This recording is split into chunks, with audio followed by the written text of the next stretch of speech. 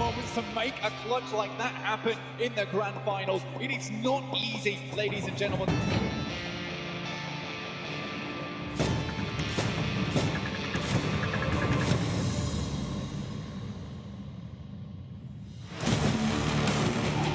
Octavian and Bazzi hitting the deck, going for the sprays out wide. Novolo into the blue. Great for them. Sebi now in the dust. We'll find Reeves. Now just needs to deal with...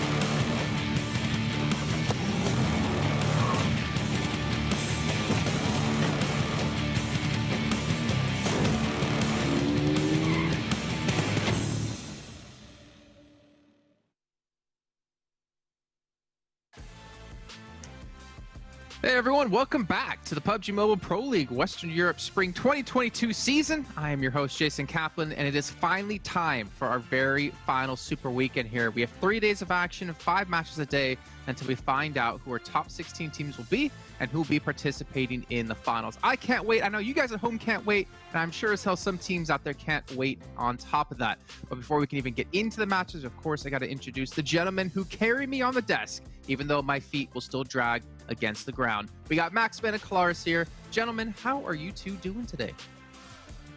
Doing fine.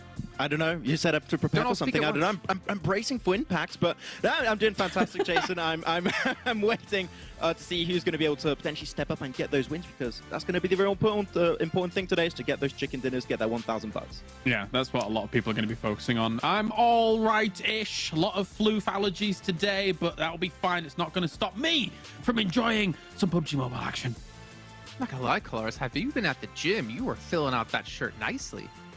No, I just got fatter. Oh. That's right. That wasn't the intention of me bringing that up, but, you know, I'll let you do you, I guess. All right, but now here's the real question, Max. Have you decided what you're going to drink your next monster out of? I have. We'll do it today, if you want. Today? But Ooh, okay. I have it. I have it all ready. It's all prepared, so we'll see.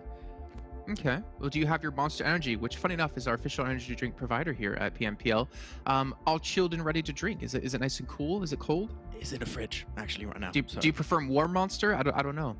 Oh, no, you can't like that. No. I don't know how you do it in France. No, it's got to be cold, man. There are weird people, you're right. Yeah. I mean, yeah, okay, fair. A Monster flavored chocolate croissant. Monster flavored croissant. Don't throw me with a good time here, Jason, okay? Might be on something. Feeds your stomach and gets you ready to go for your day. You guys at home, we're going to get you ready to go for the day as well. Let's talk about the overall standings at the end of our 3rd week of league play, because that is how teams obviously qualify into our Super Weekend. And we're going to have a couple of teams who, unfortunately, are going to be missing. Some of them pretty much out without a single chance. This is what you can see here, a Game Lord yet again. I mean, when doesn't Game Lord just thrill us and put up some big numbers? I can't think of a single time. Maybe 2 years ago when they weren't even a team. Yeah, I mean, probably. But the worst thing, right, is that this is Game Lord not even really caring too much, right? This is Game Lord having fun, picking up some, what was that, 1v3s, 1v4s, 1v5s at the end, was like, you got some great plays from Narvalo, from Victor. We also, Rob's almost gave himself a chicken dinner as a solo versus TJB.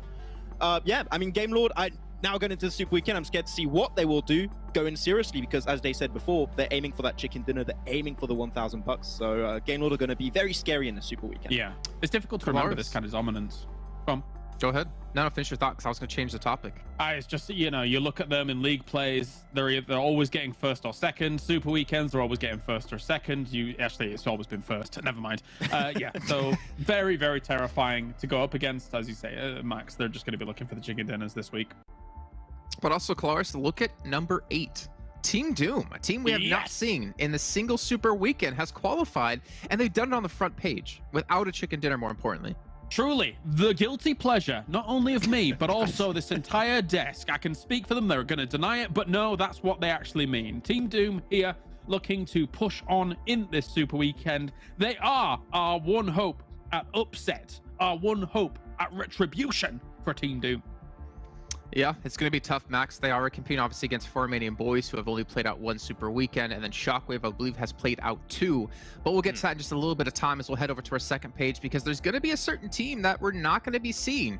Obviously, they should be fine overall when it comes into the Super Weekends and into the finals, more importantly, but no chance to get any chicken dinners. Unicorns of Love not qualifying, but also with Vamos, RESQ, and 5 Threats not qualifying, those bottom 3 teams, unfortunately, will not be participating in the finals. Yeah, that's the thing. We already know 3 teams that are not going to be playing into our league finals, right? So the main focus of our storyline for the Super Weekend is going to be Team Doom. Can they catch up to Romanian Boys? But as you stated in the league play a few days ago, Jason, is now because Romanian Boys qualified in the Super Weekend is that moving goalpost situation. And not only do you need Team Doom to have a exceptionally good performance, which if they can replicate what they did in league play, you never know, there is a chance. But Romanian Boys must have a horrendous, and I mean truly horrible Super Weekend, which could also happen. You never know. We'll have to see. But Romanian Boys, they know they just need to have a good enough Super Weekend, and they're in 16th position. Doesn't matter. They're in. So they're going to go for placement points, and maybe not get any chicken dinners, but placement points and consistency is going to be their aim here.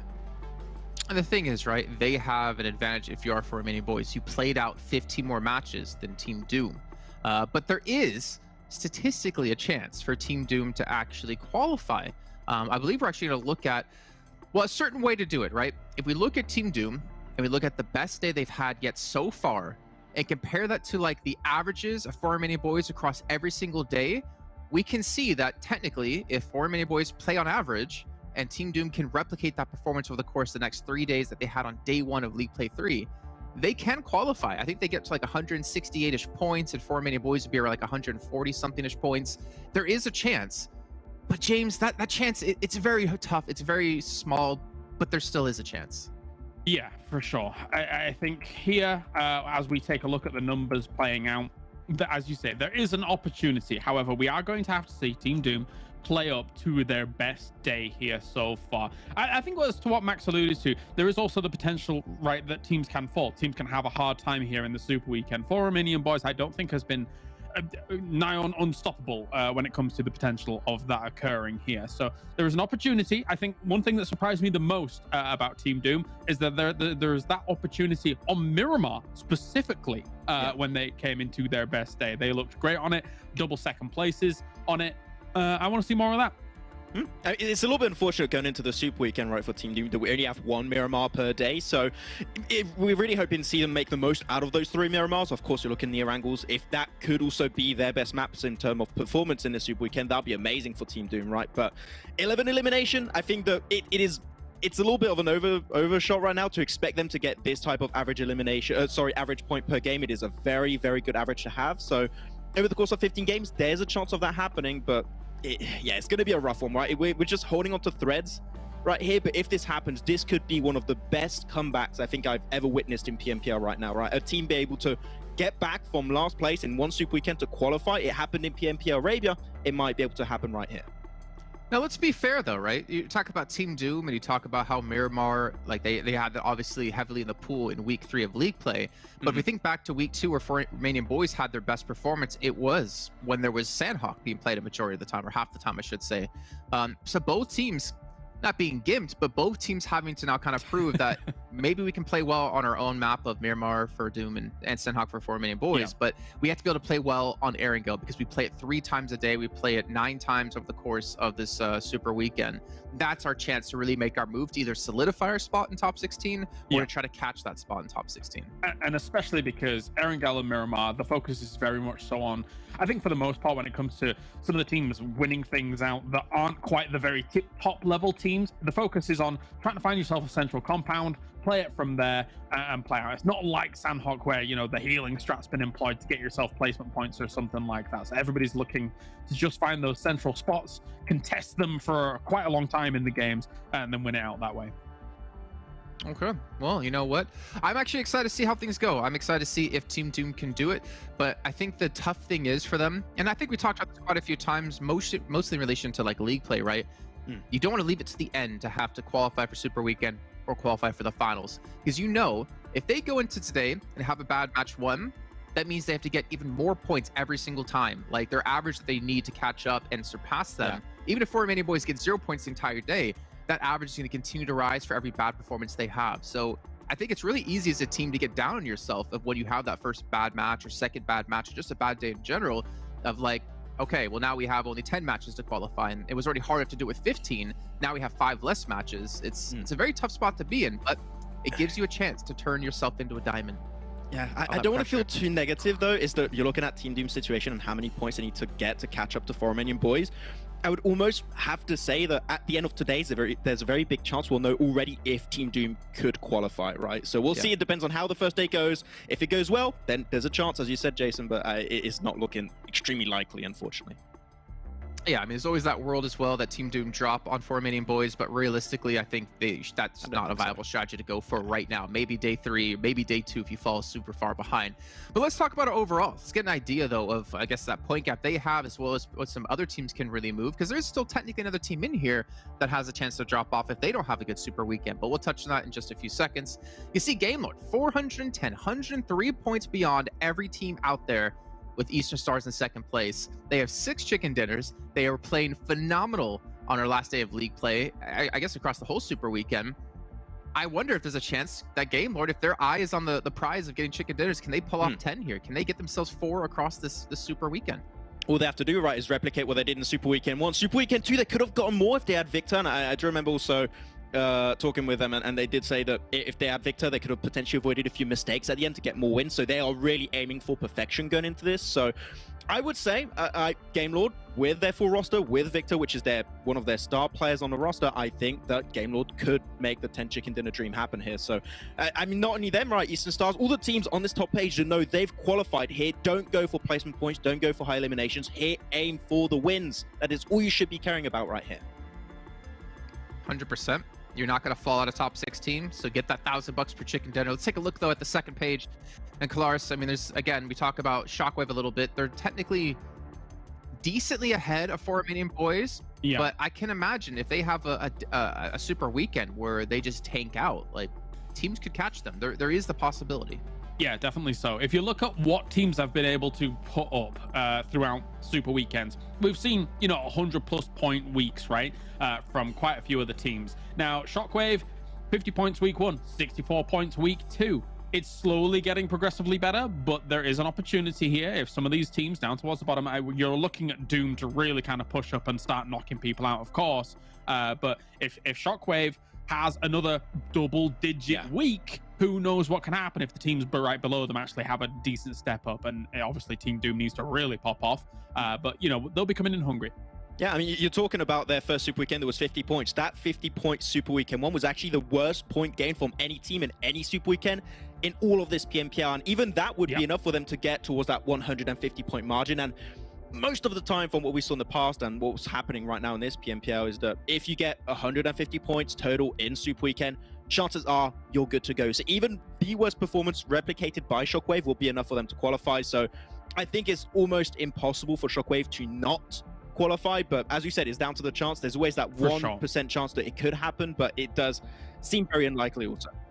Yeah, the focus points here, Jason, really are on Team Doom, 4 Romanian Boys, and a Shockwave as an outsider. Anything beyond that, I feel like they're going to be putting up enough points, right? Yeah, I mean, I think XTEAM for sure, definitely safe. I mean, that's another 30 points ahead of what they were already. So that's what, 70-point difference. They should for sure be okay to be through, but maybe they want to win some money. Again, we have Clear Vision as well on the front page. They don't have a single chicken dinner in super weekends. This could be a great opportunity for them to sweep up some money, put it in their pocket, and maybe save it for buying some more Monster Energy. Also, let's take a look at the schedule really quickly, just to remind you guys on what's all going to be happening, what's the order of maps that will be played. And just like every super weekend, it'll be just like this: Erangel, Miramar, Erangel, Sanhok, Erangel again. And of course, because it is super weekend, no groups sitting out. But I guess the upside here for teams is you play 5 matches, you play it in a row, you don't sit out any games, you also play against the exact same lobby every single time. It gives you that chance to adapt and to learn a little bit. Yeah, exactly. It's going to be a lot easier to play with. So hopefully we can see the bottom teams try and adapt to the lobby, get the rotations and drop spots down to a T, and hopefully Team Doom can start to climb a little bit here. Okay, well, ladies and gentlemen, we're about to get underway with our first match of the day, but I got to remind you guys that once again, if I can get my words out, I'm just super excited, is that the PUBG Mobile 4th anniversary is currently happening. Cars, don't you bring that sign out. I saw you look to the side and maybe grab it. You can you had it like literally right next to him. We have like some giveaways going on with 100,000 euros in prizes. You just have to head over to PUBGM4thDimension.com and learn a little bit more. Not to mention some limited edition iPhone 13s. But you know what? You don't need to hear it from me. Watch a sweet little video, and when you get back, you get the sweet prize of match number 1.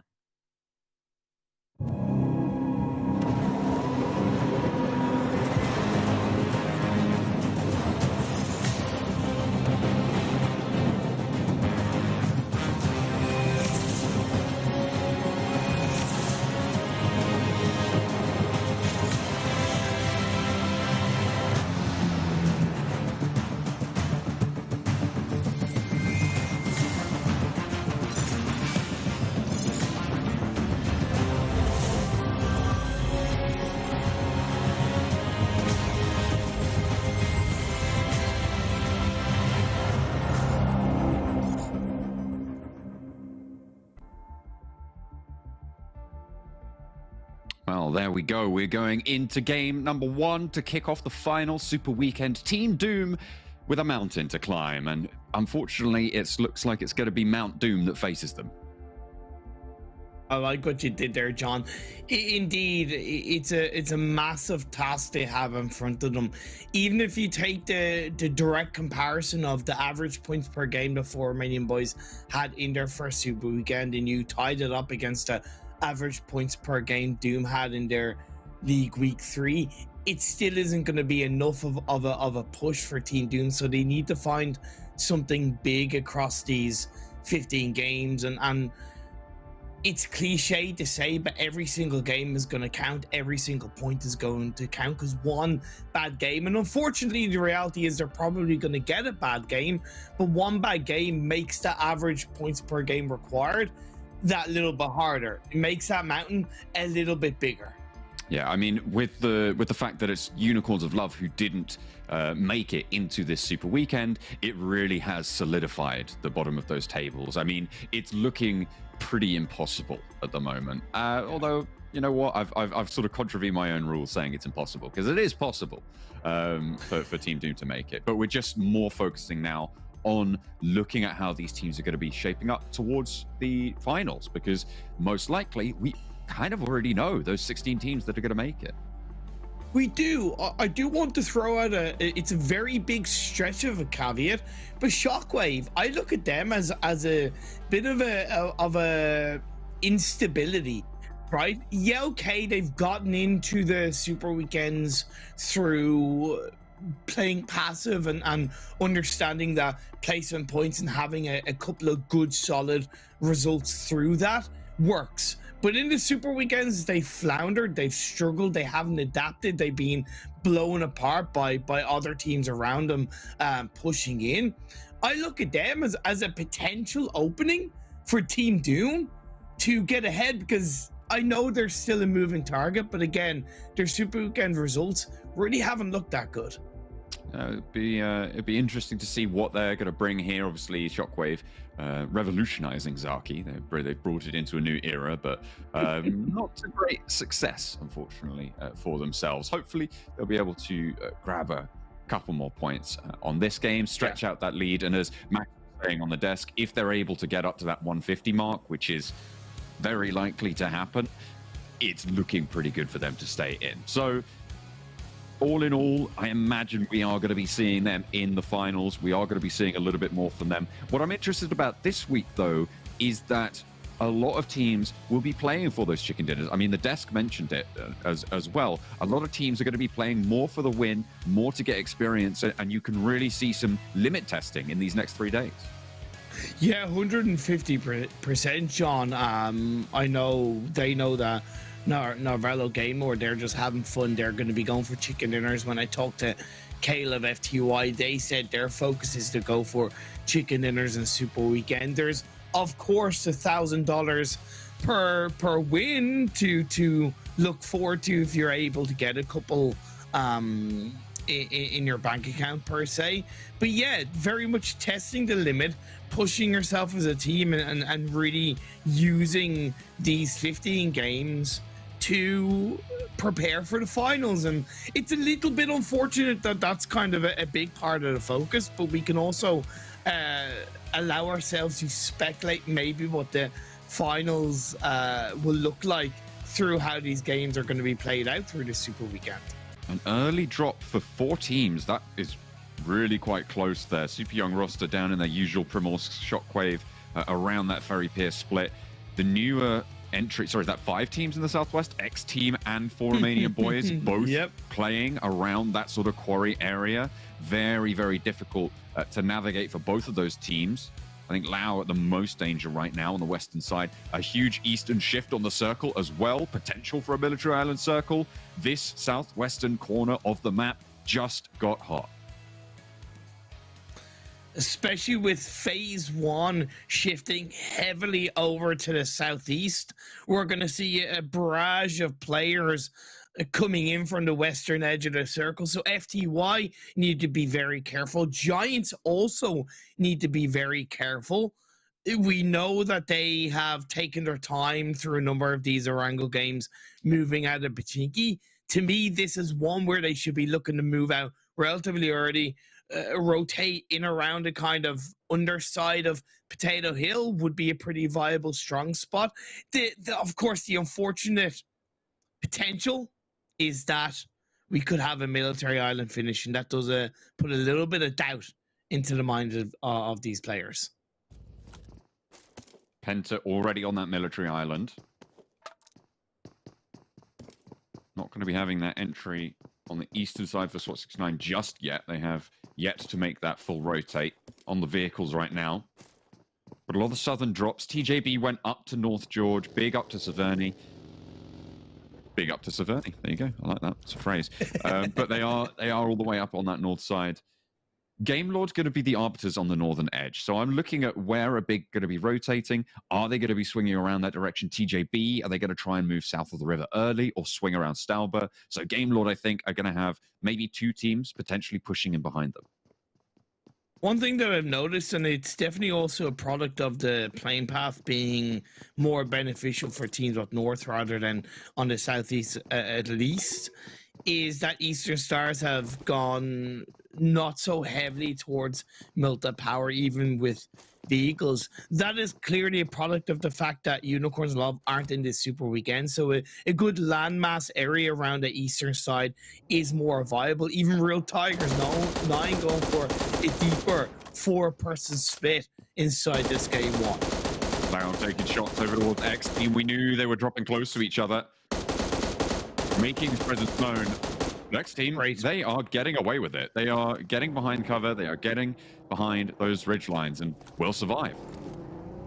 Good stuff from Lau. It's important that they're able to send those little bits of messages and suppressing shots over onto XTEAM. It's going to make hopefully their push into the edge of the circle a little bit more viable. The one benefit that XTEAM have to the risk that they took is that they not only grabbed an extra vehicle for themselves, but they've taken that vehicle potentially away from 4 Romanian boys.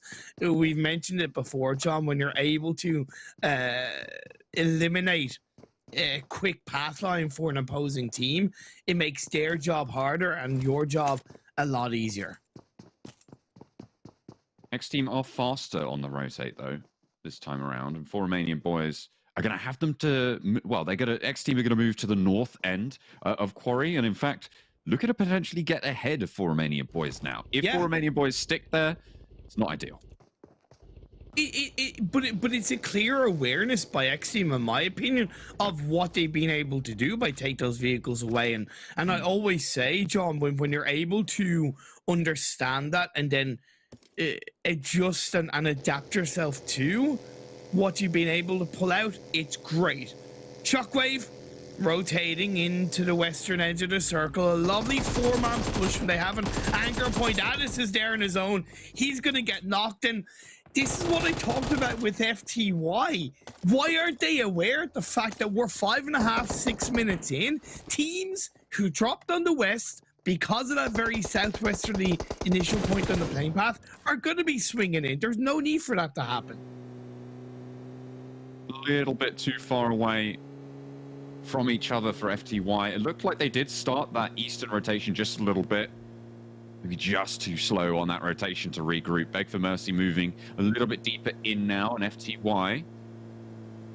The player up to that north. Nox looking to potentially regroup here. There are teammates across the way. Nightmare leaning out those windows, but Shinyo needs to be on the spray. Looking good for one, and they have to divert. That's going to save the teammate. Excellent presence holding that. Shinyo once more steps out onto the balcony, but doesn't quite land the spray on that second time around. Nice regroup there, but Nox in too much danger for their liking. There's still 2 more XTEAM players to get close by to FTY, and I'd like to see them maybe swing a little bit more north on that farm area so they don't potentially get shut out from the vehicles. And this is just a prime example of how much quicker XTEAM have been in the early parts of this game compared to FTY, especially with how the phase 1 circle has popped up. XTEAM dropped on the west. Yes, they technically would have been looting up earlier in the game compared to FTY, but they're ahead of FTY now on the map. They're ahead in terms of position. They're back in their kind of homeland of Milta. This is some really strong stuff from XTEAM. The risk was there of maybe losing a player, but they have been able to rotate into the circle as a full squad in a nice central point. It's a good start from XTEAM in the Super Weekend number 3. Absolutely, and you can remember as well. Last time they played around this bridge, it was both Big and Game Lord who really came a cropper on that location. I mean, they did a lot of damage from that eastern bridge. They've gone up to Milta, so they're not quite in the same position, but they are absolutely comfortable fighting in this area. Good to see. For Romanian Men, moving through ahead of Romanian Boys. Romanian Boys very, very slow compared to XTEAM on this rotate. They're going to get caught up in a little bit of a scuffle with Romanian Men. Potentially Giants if they want to try and save Nano Baby. And behind the ridgeline gets away with, well, staying a little bit too late. Rana hops out, tries to go for the spray, but needs to get back in for that pursuit. Somehow Nano gets the regroup. Is there something about it being the first game of the Super Weekend where players are somewhat sluggish for the most part? And I don't want to say I told you so, Giants, but I told you so. It's something that they needed to be aware of. None of them have disengaged away from Pachinki. They're still locked in the city, and now you're going to have 4 Romanian Men. Luckily, Potato Hill is still relatively unoccupied inside this phase 1, but Team Doom are somewhat close to it. So are TJB a little bit. Okay, they're a little bit further spread out, to be fair. And phase 2 shifts up towards the northwest. This is definitely a relieving circle shift, John, for a lot of these players because it eliminates a massive potential of a military island finish. Even though Penta has gone towards that eastern bridge, I would low-key recommend them to go over to the western side, wait a little bit longer, and then see what they can do crossing on the western bridge. Super young roster. Moving into the north side of Romanian Boys, who are spiking out. Popping a couple of shots their way. Super young roster out in the blue. A lot of them actually fairly low on those health bars. Boosters, sure, ticking them up, but they really don't want to come into contact right now. So skirting around that Romanian Boys blockade, probably very wise. South Pachinki Hills, not really occupied. Here we go with Giants and Doom as they leave from that Pachinki position. Team Doom moving down south. You said Potato Hill was free, but it's going to be contested now on the northern throes of it. Yeah, Giants a little bit slow on phase 1, a bit quicker on phase 2, but I think they could have set up for a stronger engagement. They've now lost 2 players, even though Doom got a knock on got 0 knocked. It's been a double elimination for Giants, and it's not really a good start. And again, that's just a product of slow rotations on phase 1, which have allowed Doom to get the advantage in this little bit of a firefight. And Giants down to 2 players. The center of the circle is still relatively busy, more on the southern side in around the farm area. Shockwave, Clear Vision, FTY, XTEAM, Penta, all around the kind of south central part of phase number 2, John. Lang Z, very close to this. Will have heard those shots. Low HP for TJB. Well, they are no strangers to the blue. They know what's up. Northern side now, as Big and Game Lord contesting it out. Big, I think they came across the river. They didn't go past Yasnaya, but they are ahead of Game Lord right now. They are a little bit further south with Game Lord skirting around on the northern side. This is a fight that we've seen a couple of times between Big and Game Lord. They clash from the northern edge of the circle. TJB gonna potentially get involved as well. However, Game Lord are looking to disengage as we're getting close to phase number 3 popping up. Beast takes a couple of shots into GK. They connect. It's a knockdown. Far from sluggish on that one. Nice spray onto GK first. Crunches them again against the picnic table. That's not fun for all the family. TJB down to 3. Swave turned into a teddy bear because that's where they have their picnic, right? To get that elimination point on the GK on the run over. TJB, just a heavy split. Once again, slow rotations. It's typical of what we've seen, and it was just a matter of being caught out. Like, Lin is all the way down on the more central eastern side of the circle, right? And his three teammates kind of nowhere near him. Some weird rotations on TJB, and I just continue to trust the process a little bit less throughout these games. It remains to be seen as phase 3 is about to pop up. Can FTY stay in a strong spot? No, not this time. A big shift up the northwest away from Military Island. Potato Hill is a calling home. I tell you what, though, this is good for Team Doom. They are on a side of the circle that no one's really going to look to skirt towards. They might be able to fight in just a little bit as well. The difficulty, obviously, is that Giants currently hold Potato Hill. So their entry point into this next circle will be all important. But it's good news. Look at that south cluster. 3 teams all converging on one another. Shockwave, what is that? Super Young roster, TJB, and 4 Romanian men literally on top of each other right now. Oh, it's definitely the best circle shift Doom could have asked for. But they're going to have to definitely still be careful. TJB, once again, losing a player. Langzy taking a couple of shots. 3 teams involved. Super Young roster are there. And Ali gets knocked.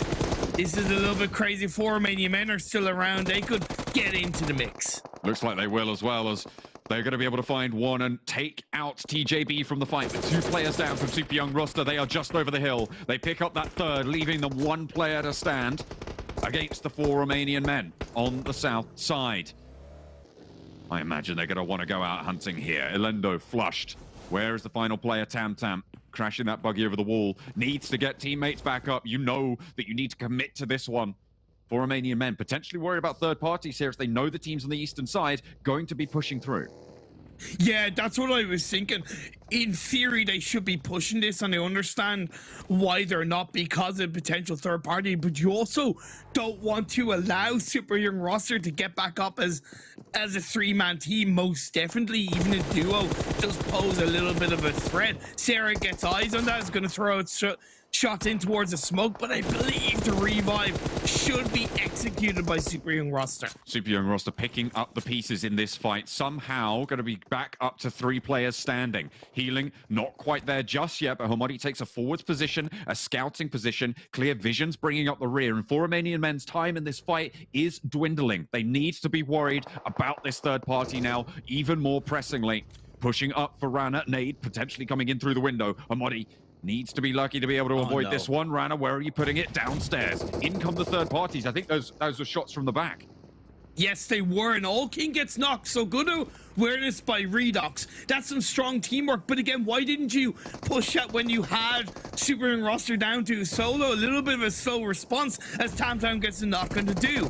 Pushes through into the building now. Rana close by, will have spotted this through the doorway. Can load up that nade. It's cooking, it's cooking, it's gone. Oh Tam my Tam God. low, but doesn't go down. Survives for a second. This is sprayable. Sarah repositioning now into the fight. Super Young roster fighting for the compound. They get that forward push, and 2 players from 4 Romanian men are down. There's a pad in the middle of it. Rana holds the door frame, looks for one, but can't quite get that knock. Rana finally falling. Super Young roster dominating the battlefield here, picking up the pieces and solving the puzzle.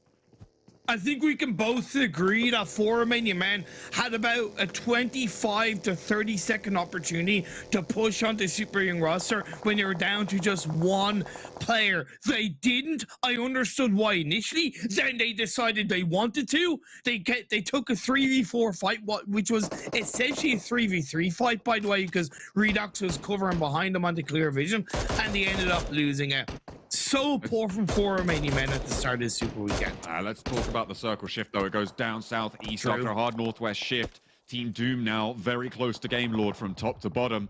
There's fighting going on. Unreal with the backup of Mert. Akashi and Victor in the building. Narblo and Trazen up top. Akashi goes down, and Mert standing tall for now. Spray through the door, but can't hold off Victor for much longer. Will go down there. Team Doom, 2 players forward. They are not turning around. 2 players is how they'll play from here on out. I feel bad for Doom because you really don't expect a team to be rotating this side of Potato Hill, especially with the circle shift that we saw in Phase 4. That's low-key a product of Game Lord just having fun. Luckily, Frosty is able to slow down Game Lord and gets a knock in the vehicle onto Narvello. Really nice to put the scares in him. I'm not too sure about going for the res out in the zone. I don't think it's resable at this stage. So the player who was stuck out there just going to be holding on to the meds. Yeah, Kashi down at the moment and will go all the way out. Not going to be able to get that one back up. So a Game Lord, they're down to 3 effective. Big down to a duo as they take the fight against XTEAM. It's definitely going in the arms of XTEAM right now. Beg for Mercy swinging through. Good blanketed movement by XTEAM, right? Having Beg for Mercy on that side angle, knowing where Big are. They have them isolated around this shack. XTEAM take another, get the flush onto 1, get the flush onto 2. XTEAM taking this fight well. They moved fast, they moved effectively, and now they're moving against Big. Oh no.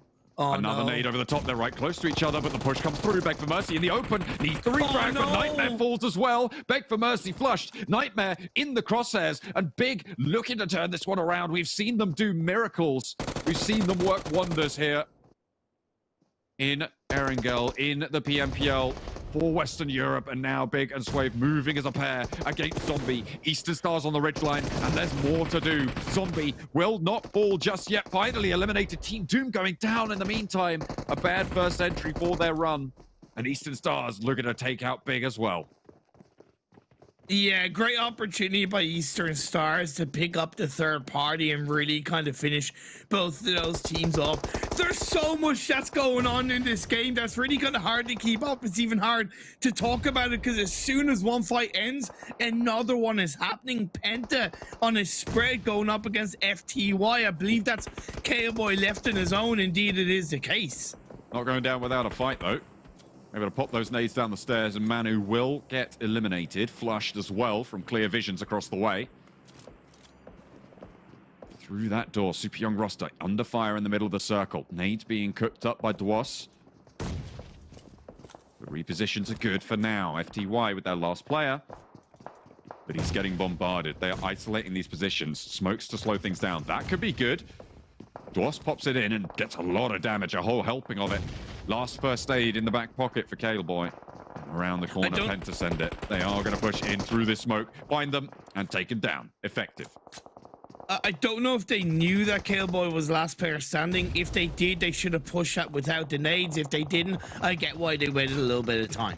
Tam Tam around the edges. Trazen not stepping up just yet, but down in the dirt, you know Tam Tam's there. Amori, last player for Super Young roster, steps up to Narvello and gets rebuffed. Game Lord, alive with 2.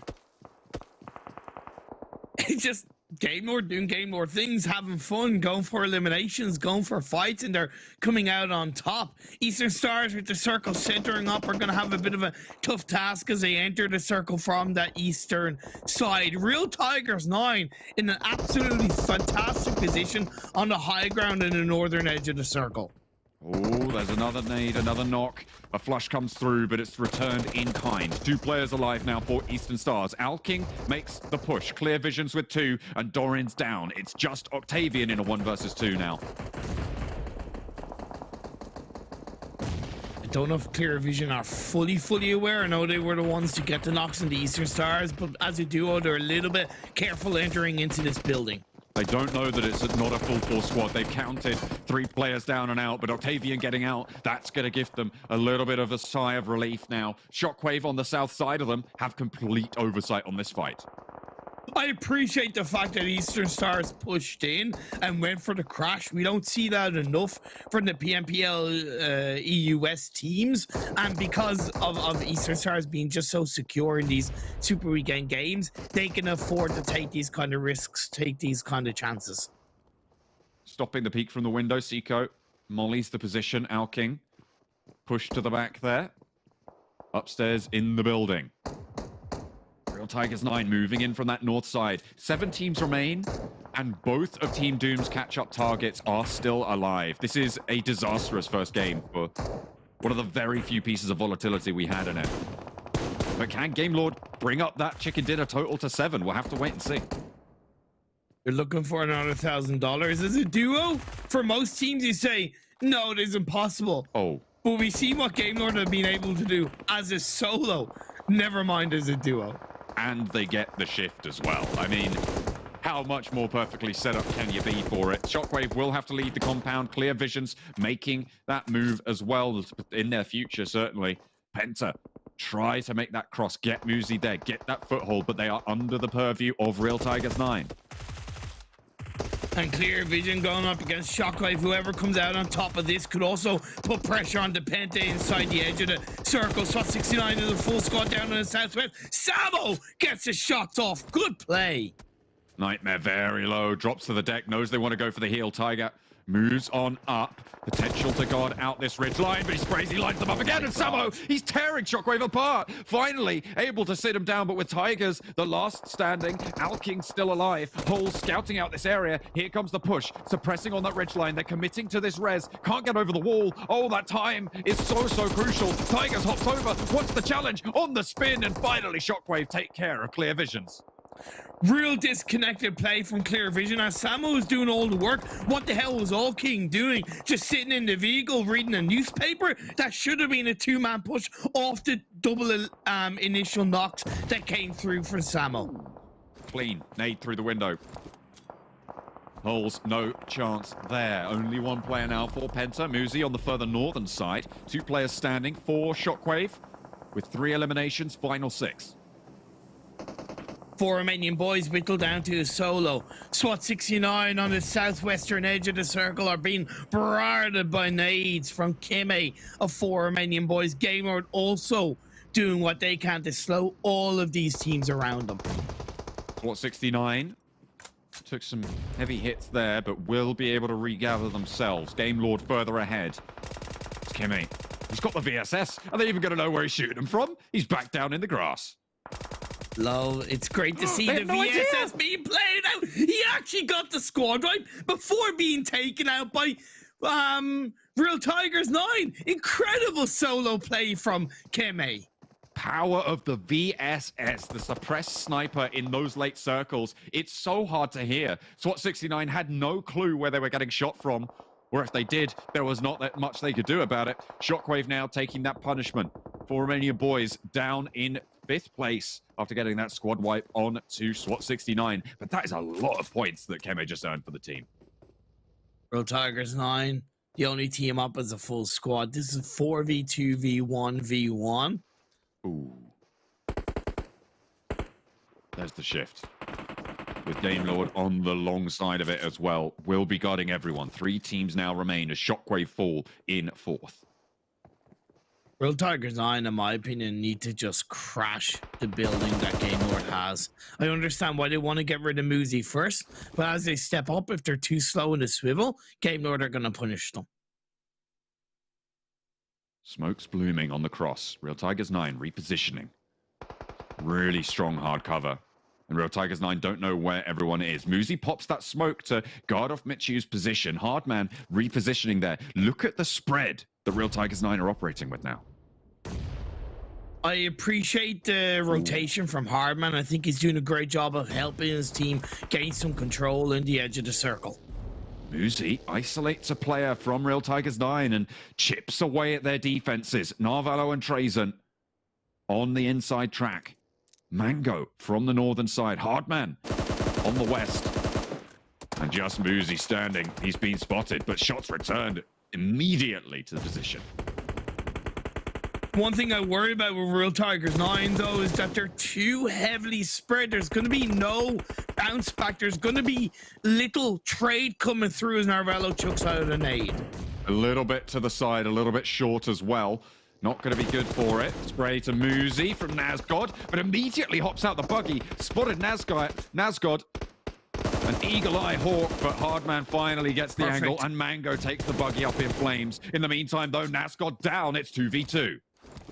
This is what I worried about with Real Tigers 9. That's why I recommended the crash could have come through to cover the building. Gives Game Lord just so much. With Real Tigers 9 split, it's easy pickings for Game Lord. Trazen on the outside as well gives Narvalo the chance to stay in this hard cover. They have that leg up. I wonder how many smokes they have left. Mango already dropping that backpack. Needs to keep a low profile on these shimmies. They know where he is, though. Narvalo opens the door. That's a threat. This is Game Lord's game. Although the circle has shifted away, it's centered up. None of these teams inside the circle. Potential for Trazen to crawl around, get some high ground, get some angles. And that's what he's doing there. Playing in the shrubs. Hard man. Gonna be worried. Narvalo's kind of dominating this circle from this position, but needs to be worried about how he's gonna get out. Weapon equipped for Mango. He knows he's in there. That's the smoke coming out, and this is move time for Game Lord. Once those smokes start to bloom, Narvalo will leave, and they'll try and take control central. I think they're only going to smoke where Narvalo is and leave Trazen a little bit more out in the open, because you do want to give yourself some form of vision as Mango pushes forward with the nade. Hardman as well, popping those smokes, popping those nades over the top to try and slow down any exit from the building. Real Tigers 9, I think, moving fairly effectively here. The question is, can they handle Trazen? They're focused too much on Narvalo because of the smokes. Potentially.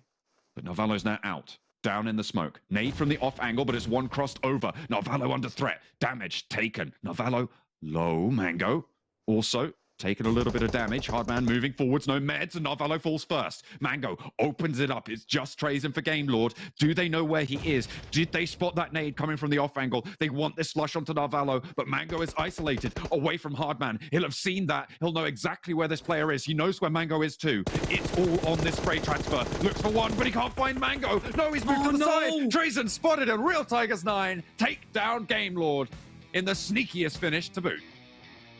After what was one of the craziest and wildest games I've seen in PMPL Western Europe, it was a really good way to close things out. That 2v2 allowed us to really kind of nail things down in how both of these teams are playing it in the end.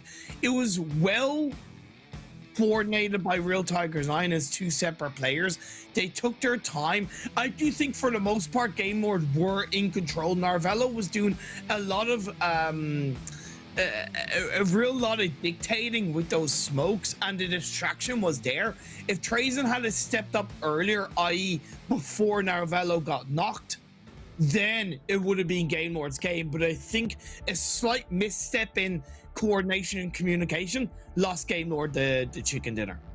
Yeah, I mean, it's so difficult in those final moments. It is. We have so much more information. Obviously, we can see exactly where everyone is in these circles. So it's easier for us to be able to know that. But if you don't know that that player's pushing, if you don't know that Mango's isolated, he's pushed around that smoke, and then you don't have the time once that's communicated to be able to effectively use that. In fact, we saw Mango repositioning back out the smoke. Also, very, very fortunate for Mango to be able to sidestep that spray from Trazen right at the end to stay alive, to keep himself as the main target, because that allowed his teammate to step up, take care of business, and Trazen goes down. And I do have to throw a lot of respect to Mango in those final moments. When the smoke came out from Narvalo, he actually went into the smoke, right? Because that was an offensive smoke by Narvalo to try and block the vision on Mango. And by Mango pushing into the smoke, he actually then had the edge of the smoke to kind of get just a little bit of information on where Narvalo was initially. So great reaction from Mango specifically as Hardman covered the other angle. I really liked that ending. I think it was really, really good fun. I think it was a demonstration of really good principles on a lot of fronts. So I'm very happy with how that played out. I think either team deserved that. Whoever got it in the end. Of course, Real Tigers 9 taking it at those final moments really effectively. The big storyline over this weekend really isn't looking good for Team Doom right now. No. They went down a lot earlier after an unfortunate conflict with Game Lord themselves and ended up in a position where Shockwave and Romanian Boys were both in, I think it was top 6 in the finishes. It's not ideal. What word would you use to describe that's bigger than a mountain, right? Because that's what it is for Team Doom from game 2 onwards. Really bloody big, I'll tell you that much. But let's go to a break. We'll come back with the desk.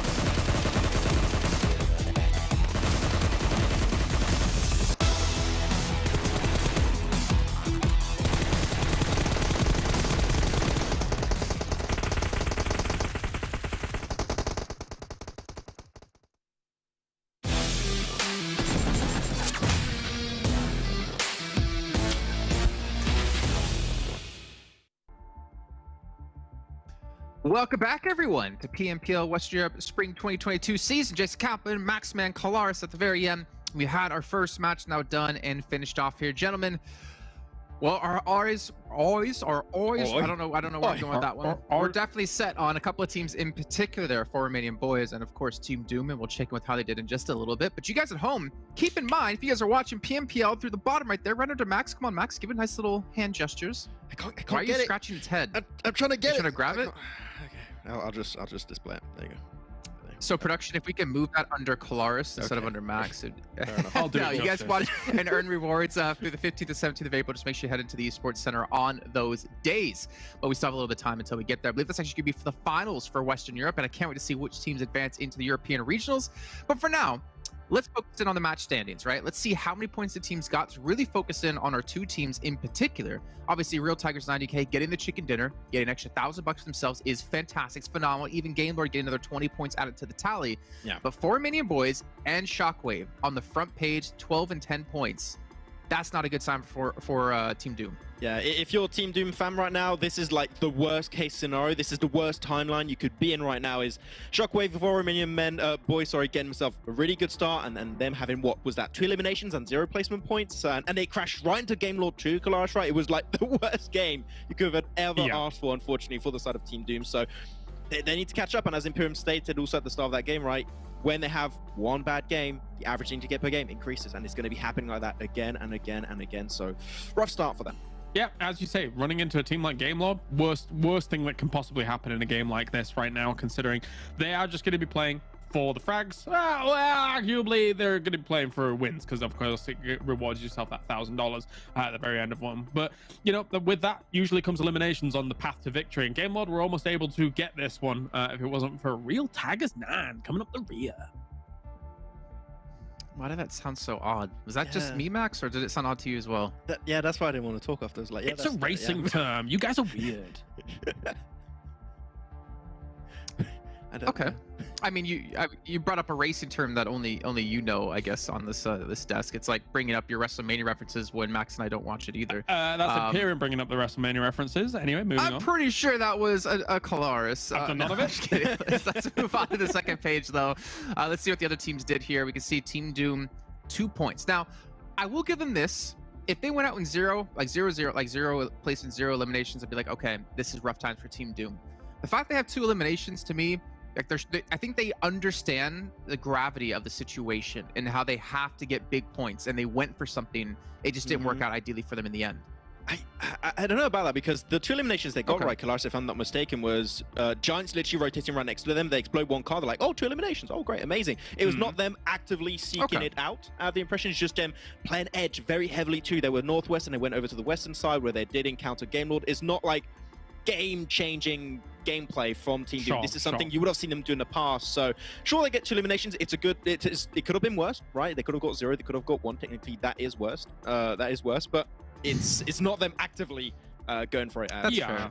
A cautious start, I think, here for Team Doom. I mean, if you're thinking about where they were when these eliminations come in, it was very much so edge of a circle that haphazardly, after an initial eastern circle, shifted west a few times, right? And when you're edge in that situation, what would you have done if it had kept shifting east? Because you would have been miles away from it, right? So yeah, I think, but as you're saying, Jason, I think we need more flair out of them if this is going to be a realistic possibility of them catching up to the other teams that have already now bagged themselves double digits on the other side of it, with, of course, Shockwave and Keme. Sorry, I mean for Romanian Boys. Same thing. It's just unfortunate, right? Because it's your first super weekend. You want to fill up the lobby. You want to get used to what's happening, but you're forced to, like, no, you're not allowed to do that. You're not allowed to get comfortable with the lobby. You just have to pedal to the metal, foot on the gas. Another racing term there. I got in there. Just ASAP. Anyways, let's maybe take a look at their stats then. Team Doom. Hopefully that's the first term we look at here, and their player stats to see, again, who was doing some decent damage, who was trying to maybe step for the team. Frosty, 328 damage done with the 1 elimination. But obviously, as we're going to see here, like, we need more. We need more out of them. Exactly. I think also you got that saying wrong. I think it's medal to the pedal. That's the Jason. one. I think that's how it's said, actually. Yeah, I don't You know. might be onto something. But looking at this, as we said, right, this is not some play making game from them. They're not going to be aiming for that top position, and you called it cautious also, Kalaris. Cautious is fine, depending on the situation. Cautious when you need to do an epic comeback and to catch up to potentially get 150 points in one super weekend. Yeah. It's not going to be enough. You need the perfect mix of elimination. You need to get the perfect mix also of placement points. Both of those points accumulated together could allow you to make it that far, but if you focus too much on one, I think that might be your downfall at the end. No, indeed. Yeah. You know what's interesting? Mert here on the list, second in damage, 1 elimination. He's actually only played 4 matches across all league play days. So usually it's Koa 77, right? And Koa 77 MVP. He's played 24 matches. He's not here right now. I don't know whether that's because they want to sub him out or he's not free. Frosty's played 20 across league play. Unreal's played 20. Zero's played 20.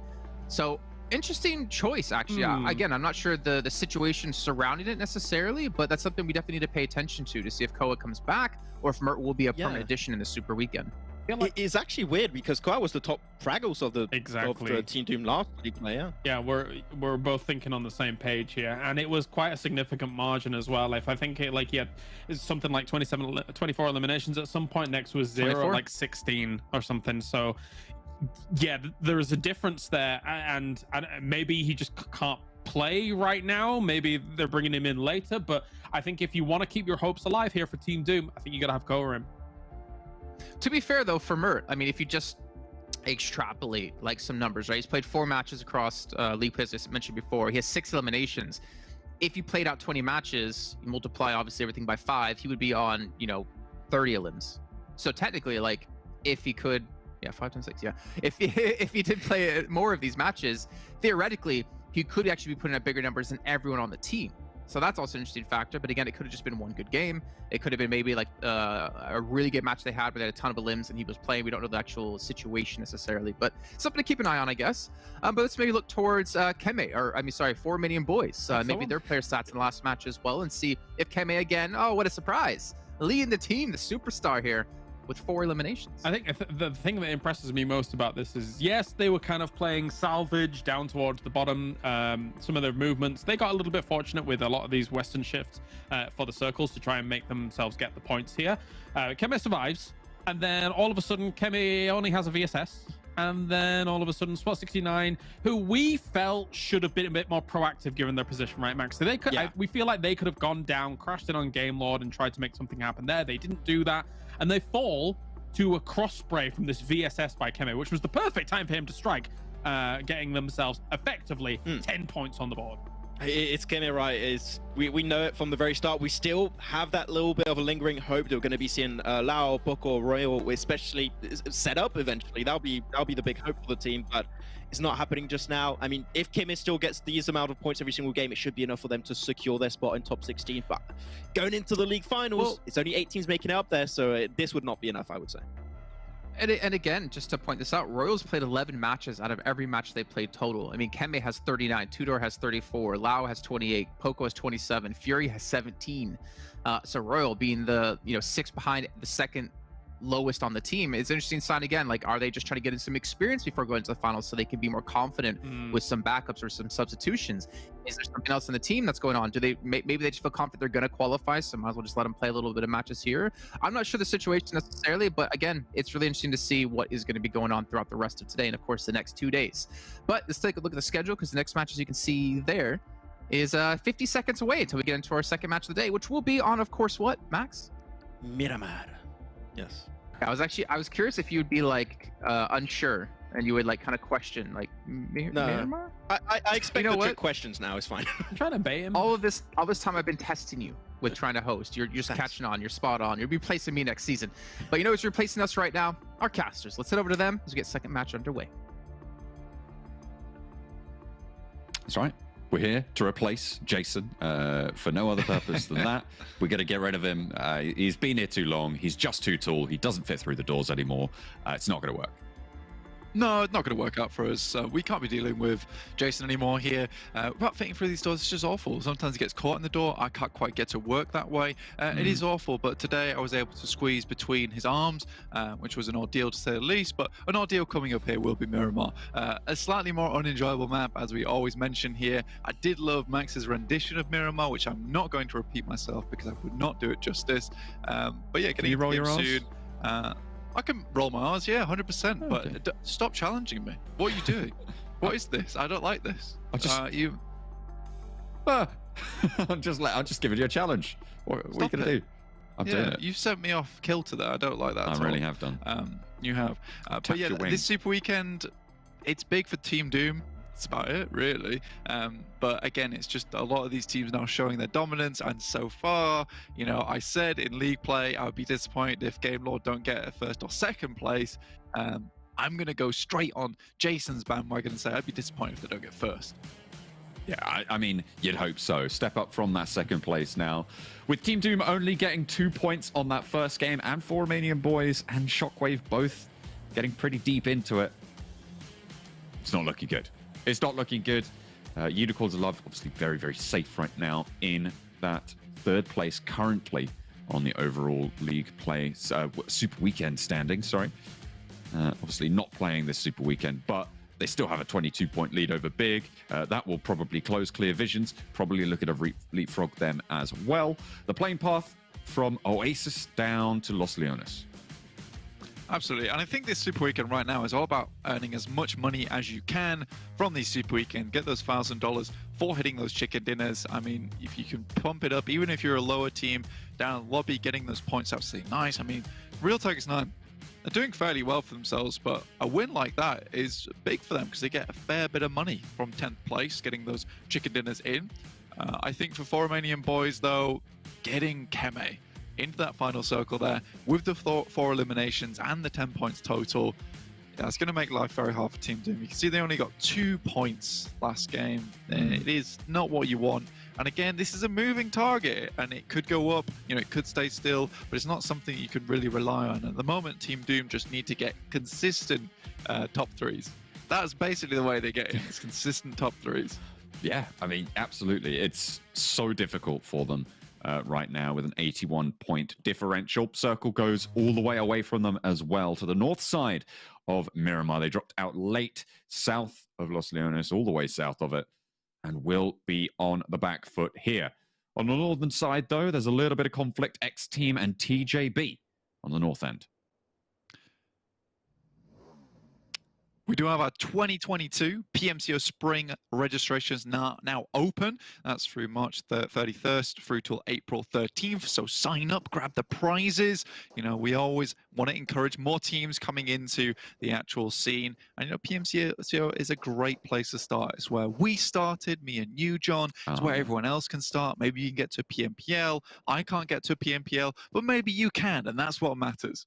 Yeah, you can find the link on the live chat pinned message and join PMCO with your squad at esports.pubgmobile.com/PMCO.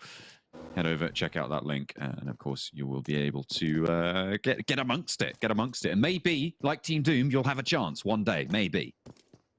Perhaps. And a chance is all you need at the end of the day to get into prestigious finals like this one. And so far, well, that's what we're following. We're following the Team Doom train, watching all these teams just duke it out. PENTA finally get a shot over towards Minus over here. He will go down, be Terminus now. That's right. Knocked out in the open. Very, very difficult to get back to that one. Shockwave going down. Obviously, a little bit better news, or going down a play, a little bit better news for Team Doom, and we'll be keeping track of that as things go forwards, but not going to lose any more than the one just now. At least you'd hope not. Yeah, I think for Team Doom at the moment, like, even if Shockwave go down, it doesn't matter.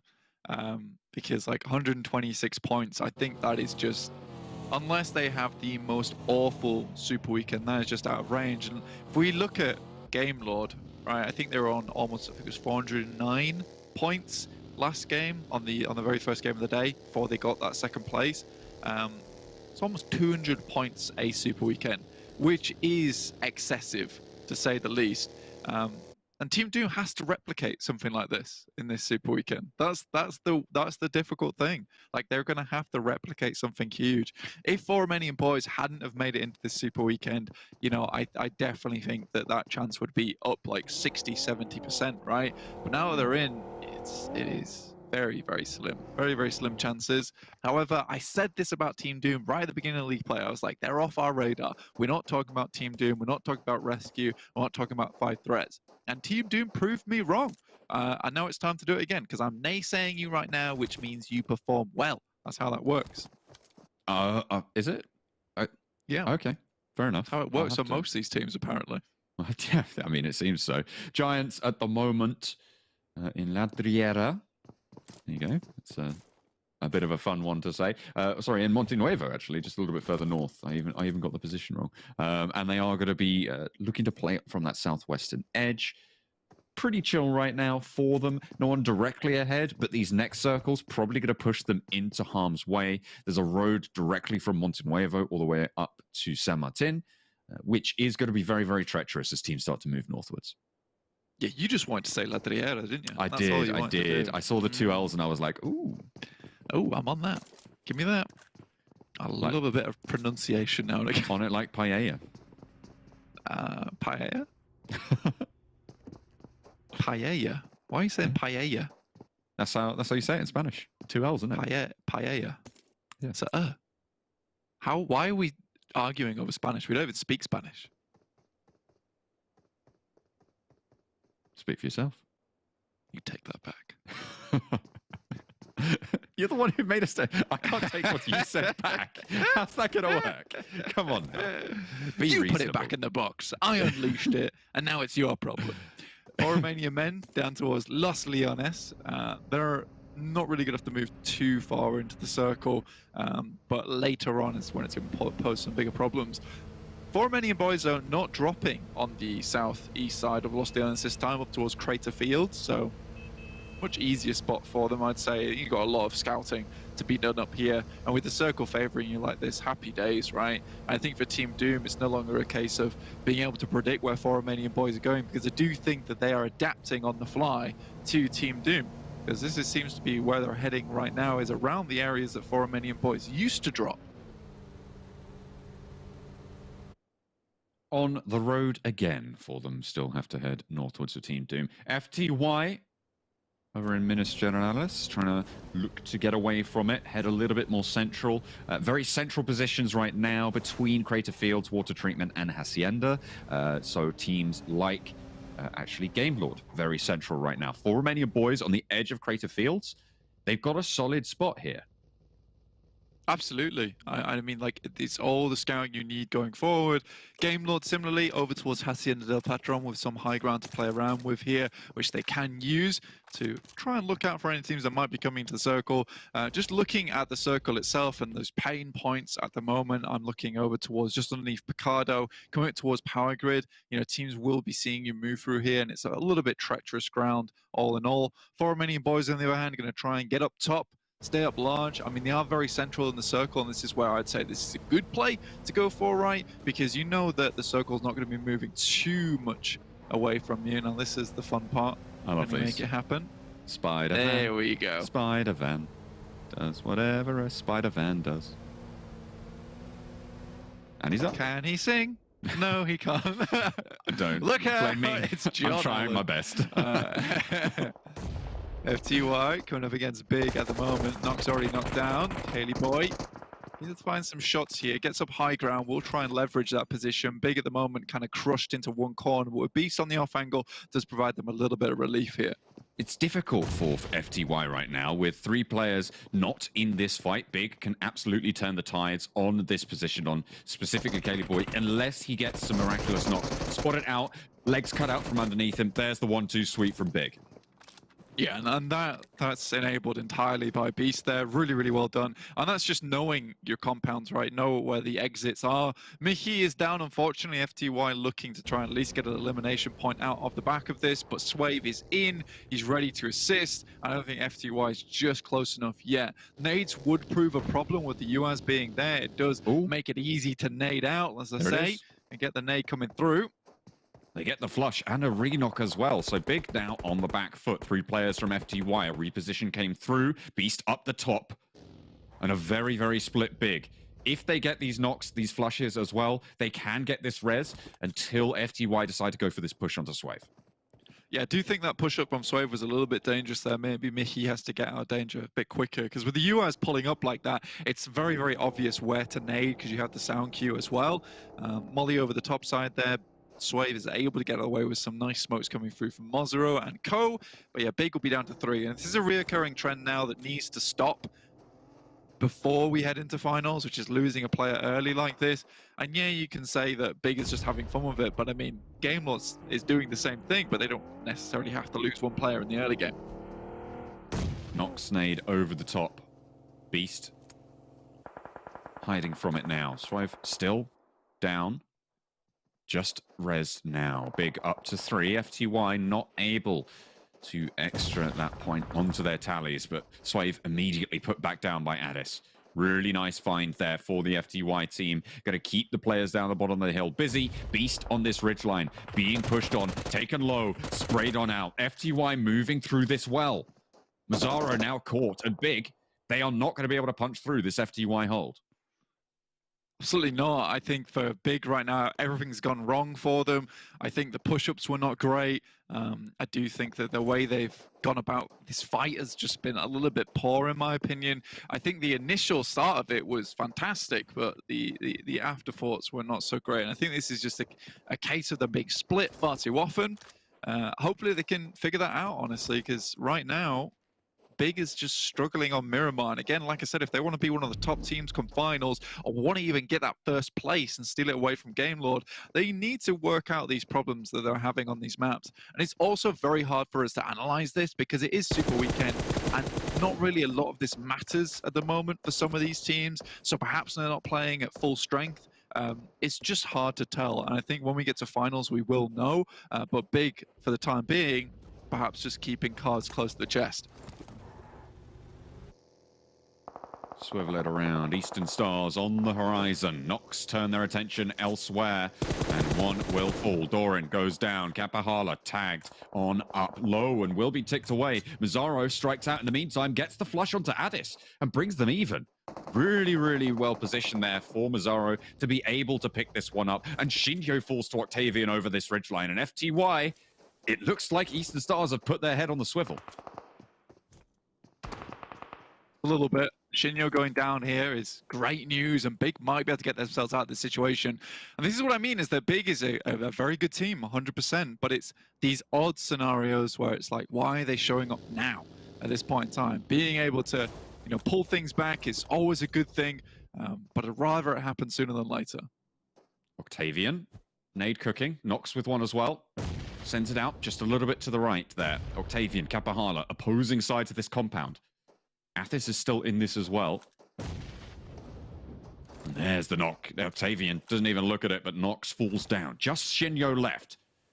Big have taken this opportunity to keep themselves going. They've disengaged and setting around the south of Labanita. Another nade over in for Octavian. Yeah, get him out the way. Eastern Stars, like you said, moving in from that eastern side of the map over towards Impala. They were always going to come into contact with this if they kept going on their current trajectory. So right now for Eastern Stars, after losing Doran, they would like to get out of this scenario with Shinjo going down. That would be perfect for them. And then they could get on their merry bikes and on their merry way. Because you do not want to be around here at the moment with San Martin, Hacienda del Patron, Ricardo in your way. This is not a good position to be in, and losing one more is tragic for Eastern Stars. Shinjo finally taken out, and Eastern Stars, as you say, lose a player to get that flush. Really well done for the players from FTY. For the team, it will add a point. They're on 4 eliminations, but they do not get any placements. Either way, they'll be okay. They'll be okay. As we all know, it is Shockwave, it is 4 Romanian Boys, and it's Team Doom that have the most movement to make possible in this lobby. Team Doom obviously still at 4 players alive. They've really played this game very carefully over on this western edge, John. Not really gone for anything too wild, looking for more of those placement points. You know, consistent points would be good. And over 15 games, you know, getting a 10-point average, that'd be great for them. You know, 150 points at the end of this Super Week. And again, that is a bit more tough for them now after that first game. And 10 points, you know, although very high, it's still doable. It's still very, very doable, especially if you're playing the long game where you're trying to keep things quiet. You're not looking for that Super Weekend chicken dinner money. You are just purely looking for those points. That would be the best case scenario. But again, coming through Monte Nuevo, coming through these fields up towards El Pozo on the eastern side, it's all very open. And what's worse, it's all very downhill. Difficult ground ahead. 4 Romanian men close to 4 Romanian boys. We saw the summit of the mountains. 4 Romanian boys, they have those high angles. 4 Romanian men, they've drawn that attention. You can see all those white arrows indicating the vision direction. Starting to point, starting to magnetize to 4 Romanian men's position. Redox. Ooh, gets back before Keme can pop the shot. Yeah, won't go for it yet. Keme. Oh, dear me, almost with the shots there. Those are very, very good as well. Like, he was barely out in the open for a second. And I was very, very prepared after that last game to just see a complete mess on the M16 spray. But he taps away, gets a couple of shots from Redox, laid low a little bit. Will have to invest some stims here to get himself back up to full HP, which is really not what you want to be doing on that third circle, right, that third phase. But we'll be hitting fourth in just a second as we wait for this circle to pop on our screens. It will be coming shortly. But again, very, very difficult ground to play on here. I think a lot of teams that were here early will have the best time of it. TJB, 4 Romanian boys. Ooh, that is nice. That is very, very nice. But again, anyone else in the circle will have been specifically taking up spots that have high ground, have elevation. But if you're lucky, if you're one of the lucky ones like TJB, like Giants, like 4 Romanian boys, you get to stay in your position. The bad part for a lot of these teams right now is PENTA, SWAT69, who have to leave. SWAT69, they're in a bad spot already. Getting shot out by PENTA. Isolating and taking care of 2 players from SWAT69 is beautiful. Only 1 player now left for the squad and under the sights of Manu as he chases him across the hillsides in the buggy. A lot of protection from the back, but there's some high ground position. The spray's not going to land. Not just yet. Still going, though, on rims right now. But there's some cover to be found. That is the slowest fadeaway in a buggy I've seen. And yeah, sure, Penta's pretty far out, but at least some of the bullets should have hit. I mean, there's 4 of these guys up here. Most of the teams, though, down towards the southwest are very happy with this one. Team Doom kind of just has to play a very passive approach now to this game. They can't be too hot on the heels of any other players, just considering that they need to stay in this one. TJB have a better spot than them. Giants have a better spot than them. Realistically, they're looking to take up someone else's spot after they get knocked out. I'm annoyed that fight popped off because I was just going to bring up a point about the buildings that are on the south side of this next circle being a little bit of a false promise. The only team that would be good to get them is Big. And do you know what Big have done during that fight? They've gone into those buildings, and now I'm going to bring it up to try and recoup some of that lost glory blank, unfortunately, for me. SWAT69 do finally lose that last player. Yeah, well done, John. I mean, I can definitely assure you that you did good there. And I think Big equally happy that they spotted that out at the same time as you, found a little position to play from. Yes, it's at the base of one of these mountains, but to be honest with you, that's probably the best place to be here because people from up top, they can only see rooftops. It does mean that you are going to be extremely playing without getting any knocks here. So it's a little bit more difficult in terms of points, but at least you'll get towards the end game, right? It's a blessing and a curse, but yeah, with 2 players alive for Big, it's the best they could hope for. Kapahala also actually joining Big in those buildings. Alendo has the broadside on Game Lord. 1, 2 falls. Akashi back down the hill. Narvalo behind the party bus. Can get shot out his ankles there, but Alendo gets the better end of the first part of that trade. Hops back into the vehicle, moves through in the convertible. 2 players from Game Lord down. A reposition coming through, looking for these reses. This is bold from Akashi. I knew with Alendo coming up as well. Someone has to take point here. Alendo, Tam both nade in hand, looking to toss over the top, but it's very, very unlikely they'll get away from this one. A nice nade comes through, shots underneath the vehicle, and it's just Akashi alive now. And realistically, it's doomed for Game Lord with Trays and trying to back this one up. Does get at least 1 here. We'll go for the flush. Can't find it just yet. Phase 4 won't be able to get any reses now. Needs to stay alive if Game Lord want a chance. You said you were going to be disappointed if it was anything but a first place, and well, you might be a little bit off the mood for the next one if things keep going. 4 Romanian boys taking out 4 Romanian men. And they will be able to stay alive. Game Lord eliminated. Yeah, first place in finals, not first place. Oh, okay. I misunderstood. Don't worry, it's all good. I too have to recoup my glory. That's true. Yeah, has to be done. Hamodi goes with a quick first aid kit here. Tries to keep himself up again. For Romanian Boys, though, Lau is just peeking over the top, and if he peeks a little bit further, he'll see him. Luckily, off in the distance, the rest of For Romanian Boys taking absolute battering, so Lau will have to move back to assist them. In the meantime, Hamodi, biting his fingernails down there, will live for one more day. I think it's dusking, though. It's not going to be great. 2 players for Penta as the res comes through. Nightmare not super aware of where they've moved to. Still thinks they're behind the rock. Nope. Here's something. Gets an inkling. A feeling in his bones as he crests the ridgeline. Tries to take the fight, but Manu with the top rope. And the UMP will be able to take that one down. Real Tigers 9 try and think they have a chance into it, but that's rebuffed almost immediately. Other ideas found by Penta. Muzi pushed by the blue. Is there going to be a nade put over the top here? First aid, more prio. They will go for this, but it's very unlikely he'll be able to get out of the play zone there. You see Nazgod immediately goes down, and now Manu following up. Does fine hard, man. That's another not going through. Eliminations going to the side of Penta, currently sat at 10. This is a sick game for them. They'll keep this one going, keep it trucking like the party bash, but Mango, he's looking to send the rest of Penta. Mango away, please. 4 Romanian Boys still alive. They are flagging just a little bit. They've got 5 eliminations. 11 eliminations for Penta, by the way. That's pretty poggers. Pretty poggers. Team Doom now under fire from Giants. Frosty and Mert both load. 0 taking damage. Unreal up front. Not going to be able to assist with the reses at the back. Yeah, the rest of these players who are already knocked are certainly going down here, and Team Doom having a terrible time of it. 0's down. Now it's just Unreal with absolutely no HP on board and going to be hit with a bombardment of nades. And in the meantime, Giants just come up and sweep them, and Team Doom's prospects looking worse by the minute. They will be eliminated. 1 elim, 7th place. Not good. Not good at all. 3 points on the game. And they needed more. Those chances are going away. 4 Romanian Boys do go down, but they get 9 on the game. So extending that lead by 6 is good news. Giants taking the fight across the way with TJB. Giants have moved across from that south side of the map where they held a very nice position. I like how proactive they've been here to move up.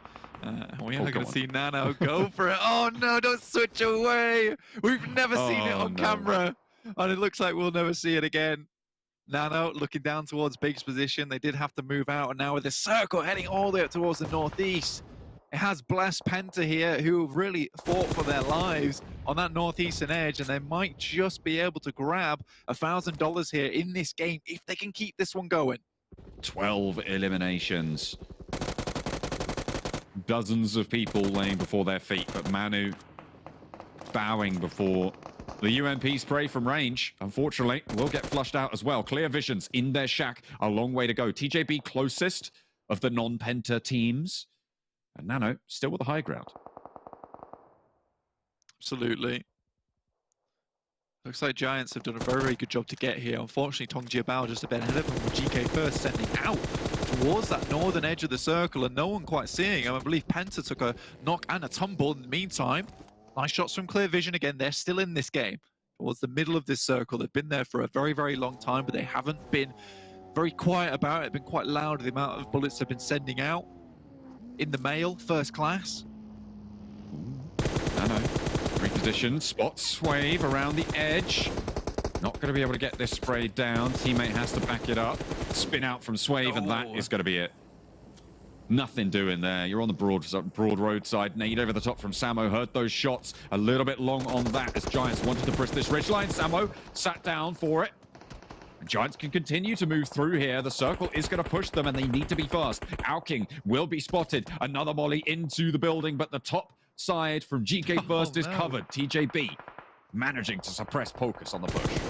Now Molotov goes through one window and out the other. That doesn't actually get anything done. Muzi from Penta still trying to hold on to his life, everything he's got. Alking, don't know how long he's going to live inside of the shack. Nano can see him, goes for the jump spot. Quite get it yet, and he's really fighting for this one and will actually find it. And might just be able to get the flush out here, and that will really ruin Giants' day. Pocus quickly moves back, but Ulysses also down. Goodness me, just Pocus left alive, and that's Giants out of the game. Somehow Muzi sent them back. Clear visions. down as well. And now just 2 teams remain. The one player from PENTA, Musi. GK First has had such a dominating position over the top of it all. And he's in this next zone. They know where Musi is. They've got to know he's on this side. The ridgeline completely known. I wonder if Musi knows this position of GK First. That smoke would indicate that he does, but how can you combat it when you know what's going on? Dominant from the top of the building there, from the top of the mountain there for TJB. TJB take $1,000. The chicken dinner goes their way. But PENTA put a huge dent in the points. Absolutely. I mean, 13 eliminations coming through from that team, mostly picked up by Musi and Manu in those final moments. But again, just the fact that they were able to send Giants back right at the end there, alongside a lot of teams. I think Giants felt like both those solo players were just done for. But at this point in the game, like, I think a lot of people have had a ton of practice at this point, so it's never a good idea to just bank on those 1v1s when you have the opportunity of a 2v1 or 3v1. Just take your fights one at a time. You know, you can't contain all the space in those kind of circles, especially when there's huge amounts of ground to be taken up. But TJB, I think this is the first time when I've actually really agreed with the way they've played their splits. It was very, very well coordinated, and I think a lot of times that we see TJB do badly, John, is when they take these splits carelessly, because they do lose players, and I think they had to drop down the elimination count. As you can see, it's only 8 here. It's still a lot, but for a chicken dinner, it's fairly minimal. And I think that instead of that, they were just more focused on, you know, get the elims where we can and set ourselves up for that first place. So fantastic stuff to TJB. Look at that though, Manu. Most eliminations, most damage as well, breaking into 4 digits. Really good to see. Really good indeed from PENTA. But yeah, you're right. I mean, GK First in that final circle, that position was nigh on unstoppable, right? Yeah, I mean, it's very, very difficult to get rid of someone from there.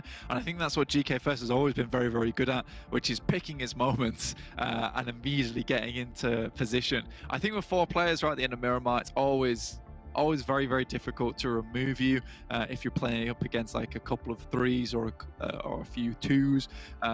And I think for TJB, hanging on to those lives was extremely important. Yeah, they got the circle a lot of times, but I think that was always the case with that game. Well, fantastic. PENTA not quite able to close it out. TJB dominate the circle, and for it, $1,000 in a chicken dinner.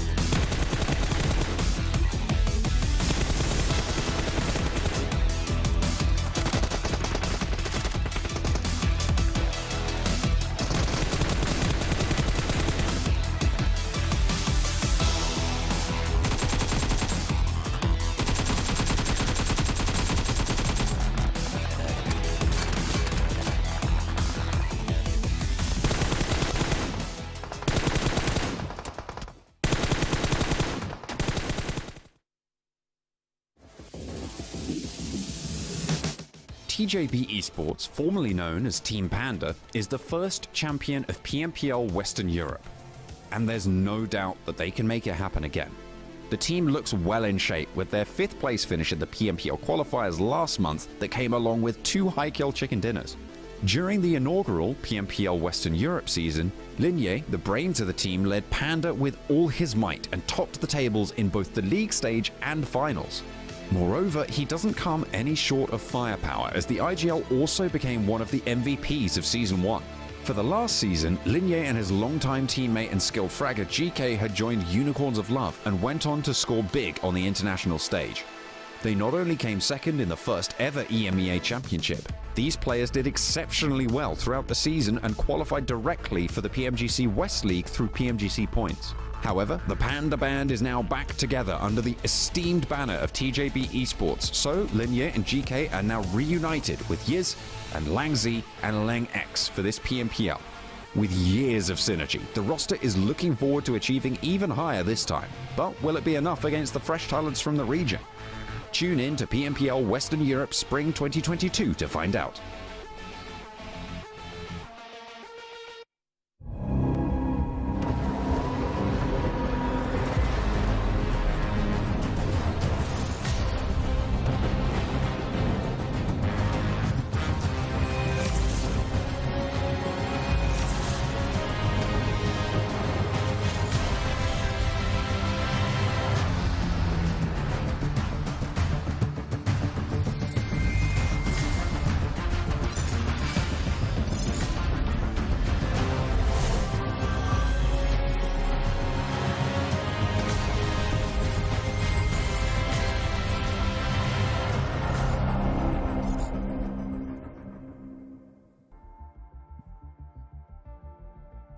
That's a bit more like the TJB that we've come to expect in the prior year. But before we can really talk about that and break it down, remind you guys once again, the 4th anniversary for PUBG Mobile event is currently happening. The AR treasure hunt with 100,000 euros in prizes, not to mention some limited edition iPhone 13s. But TJB, with that $1,000 they just got, well, they can almost afford an iPhone 13. For like that would be one iPhone for like 4 players. I don't know how they would share that around, but I mean it's well, one. they gotta win one. more chicken dinners then. Exactly. Yeah, that's the goal. Let's go. Okay, well, let's just hop into match standings. I think I caught everyone off guard, I guess, with that comment I made. I don't know. I know Max is thinking about how do they play with one phone. We don't need to worry about it. Penta coming up pretty big though. Woo. 13 eliminations out of this team, 25 points in total. Yeah, and they were sweeping on the northeastern side. They eliminated, what was that, Swat 69, Real Tigers 9 eventually at one point, and we're going to be able to see, I think, their play stats eventually later on, but Manu in particular really stepped up to the plate and took an incredible shot. I believe it was versus Nazgod, a fight that he should not have won in the first place, and he just came out on top. So very impressive stuff from the entire team here. I would like to see this happen more often, but when it happens, it tends to be a really good game like that. So good on Penta. Yeah, very nice sweeping up at the north side. The man himself, Manu, being able to rack up those eliminations, like it up at the very top. Considering, I mean, they were effectively chasing circles by the time they got a lot of these eliminations. And, you know, why not continue to just try and blast out if you're having a pretty difficult, I think, natural barrier that occurs when you're coming in from the north of those Crater Field Mountains and then trying to slide down into those later circles. Yeah, you just shoot at everything at that point. The thing that scares me right now, though, Jason, is Romanian Boys get 9 points. Yep. Not sure exactly how many Team Doom got, but they keep getting good points every game. This is not looking good. Not looking good at all. Let's go to the second page to see how many points Team Doom did get at the end of this one. They were already fighting a 71-point deficit. Whoa, wow. And that deficit's going to continue to grow from match to match, which means, again, they have to play even better and better every single match on average if they want to surpass them.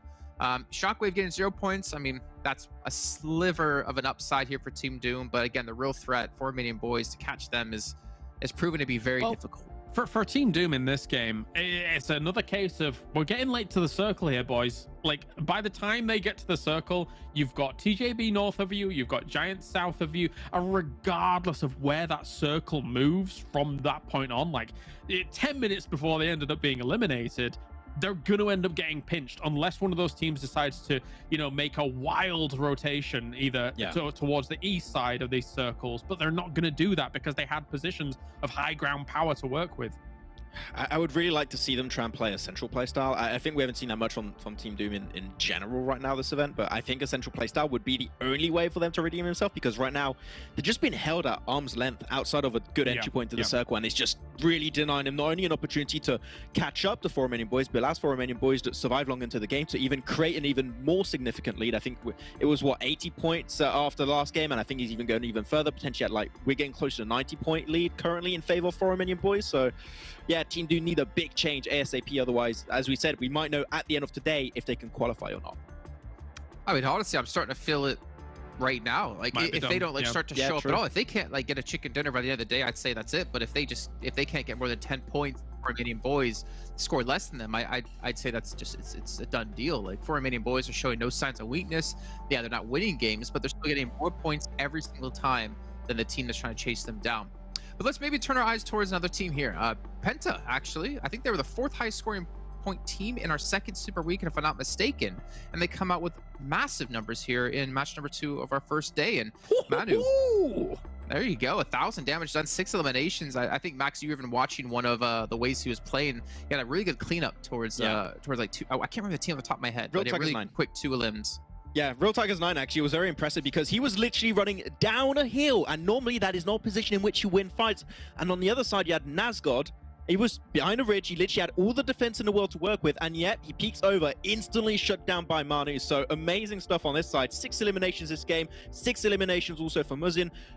As I said earlier, we do not see consistently top performance coming out from PENTA, but when it comes to our top fraggers on a daily basis, Manu and Muzin typically are there from time to time. It's not a very rare occurrence to see these guys pop off every once in a while, so I'm happy to see it, but Dwas, or aka Tadwas, we still want to see a little bit more of him in particular.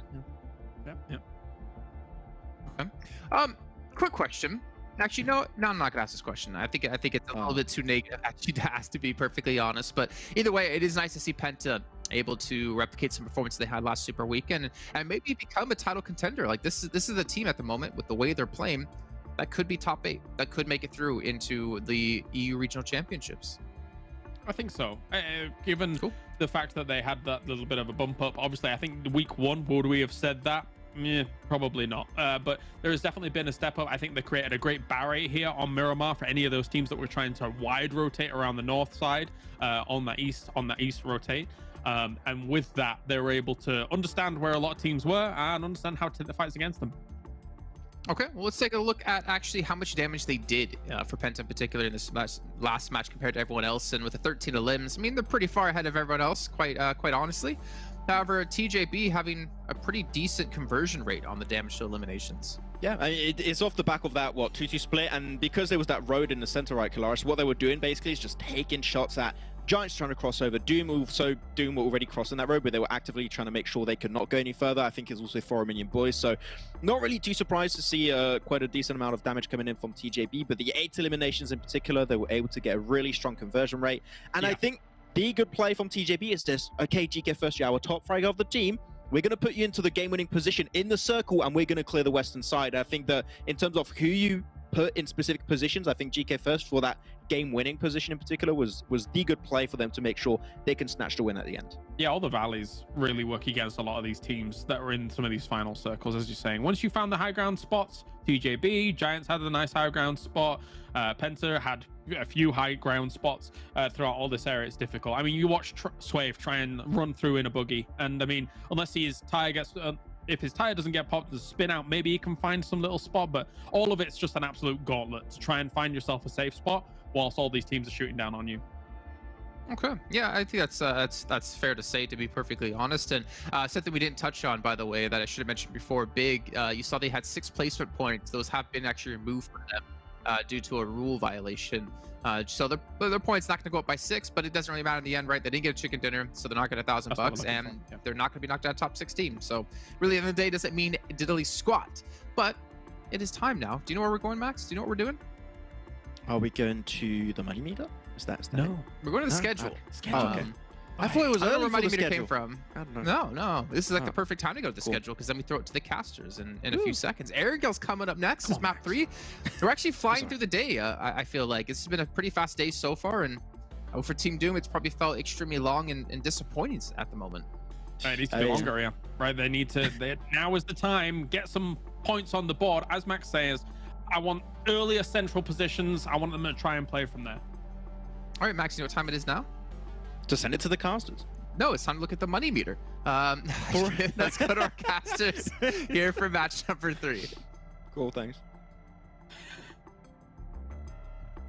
This is wonderful. I love how Jason just twiddles with Maxman's buttons and just kind of pokes him. It's wonderful to see. I hope it's entertaining for everybody. Blank, We are coming into game number 3, and unfortunately, we all wished it was better, but Team Doom, it hasn't been a good start for them. No, it hasn't. You know, I would be massively silly if I didn't agree with Kalaris right now, because I think that one thing that we are seeing Team Doom doing is, God, that's a difficult sentence to get out. But what they're currently trying to get at is this passive play style of right on the edge, try and play from there, and then get into the circle later on. And this is to try and avoid as many teams as possible in the early game, right? In some ways, you can almost sympathize with that. But in another way, you can be like, you need to get into these central positions now, and you need to hold them. And with a lot of teams playing edge right now, who are like the best teams in the lobby, we're talking about Exactly. game. Yeah, that's a tough position to play from, especially Tonga, who are really stepped up. So I do think that at the moment, get central, try and fight off some of those easier teams that, you know, not easier per se, but teams that might give you some more points in an easier fashion. Take a leaf out of Shockwave's book, in my opinion, right? Their team had pretty solid success going for a more central circle position and using that to their advantage. More so in the league weeks, and I have doubts on Shockwave's ability coming into the third Super Weekend and finals. But again, it's gotten them successful results. This playing path is going to be relatively successful for these teams, somewhat in the central, go for north, down to the south. Right through the middle, so nice and easy for a lot of these teams here. Sosnovka open, most of the western side of the map open. And for Team Doom, you know, they were dropping Rozhok before, trying to ruin Vamos's day, so this is still open for them, and it's quite a central position to play from as Rozhok. It looks like that's where they're dropping out right now, picking up their position. They've had it before, no one else had taken it, so this is a decent place for them to go to. They could potentially even head up towards Ruins. Ruins was open, that's where Vamos were taking their little split from. So there is potential here for Team Doom to head central. Just really depends where this circle goes, because recently we're not having these central circles towards the middle. We've been having ones that head far over to the east or far over to the west. We had that cruel one down towards the southeast this morning. So we'll have to wait and see, because I think that's what's going to really change things up for them. I'm going to make a bit of a bold statement, Blank. Okay. Penta in the PMPL EUS finals are going to be top 5. And I mean like a secure top 5. Because if I take a look and I really evaluate their results and performances from the second Super Weekend onwards, they've been averaging between 9 and 11 points per game. And when you come into this third Super Weekend, 14 points in game 1, you had 25 points in game 2. I think they're on a hell of a good path leading into the finals to get a strong top 5 finish. I think that for Penta, there have been openings for them, and I think it's openings that have presented themselves with the way that the lobby is currently playing. You may have that bold prediction. I would call it a bold prediction, to be honest with you. Yes. Just because I think come finals, we're not going to see those similar angles of approach where, you know, Penta can quite easily get into those final circles. I think more often than not, you're going to see Eastern Stars, you're going to see Big, you're going to see Game Lord there. So I do worry, because I think this Super Weekend isn't a great place to take those results from. The result that you can take is going to be the 2022 PMCO Spring registration, which is now open from March 31st through till April 13th. And why don't you, Mr. Imperium, tell them where they can sign up and get all those goodies? You can sign up over esports.pubgmobile.com/PMCO. There's $600,000 prize pool across the PMCO year on all regions, plus an entry point throughout the PMCO leading into the PMNC that can lead into the 2023 PMPL. So good. And also, if you want to watch PMPL, you can earn some rewards for yourself, open the game, play the game, go to the Esports Event Center, and then go participate in some events. You can earn yourself some special items in-game, so make sure you check that one out, because that is honestly some free rewards, free loot. And if anyone likes free loot, it's all these teams in this lobby, because they can grab it right at the beginning of the game, but it's also you guys at home, because you can grab it at home, in the living room, wherever you want to be. Just grab that loot. It's good to go. Phase 1 did drop on the more western side of the map, so Everest, Gatka, Chopsticks, the quarry area, should I say, all able to be well held onto, well executed. It's great for four Romanian boys.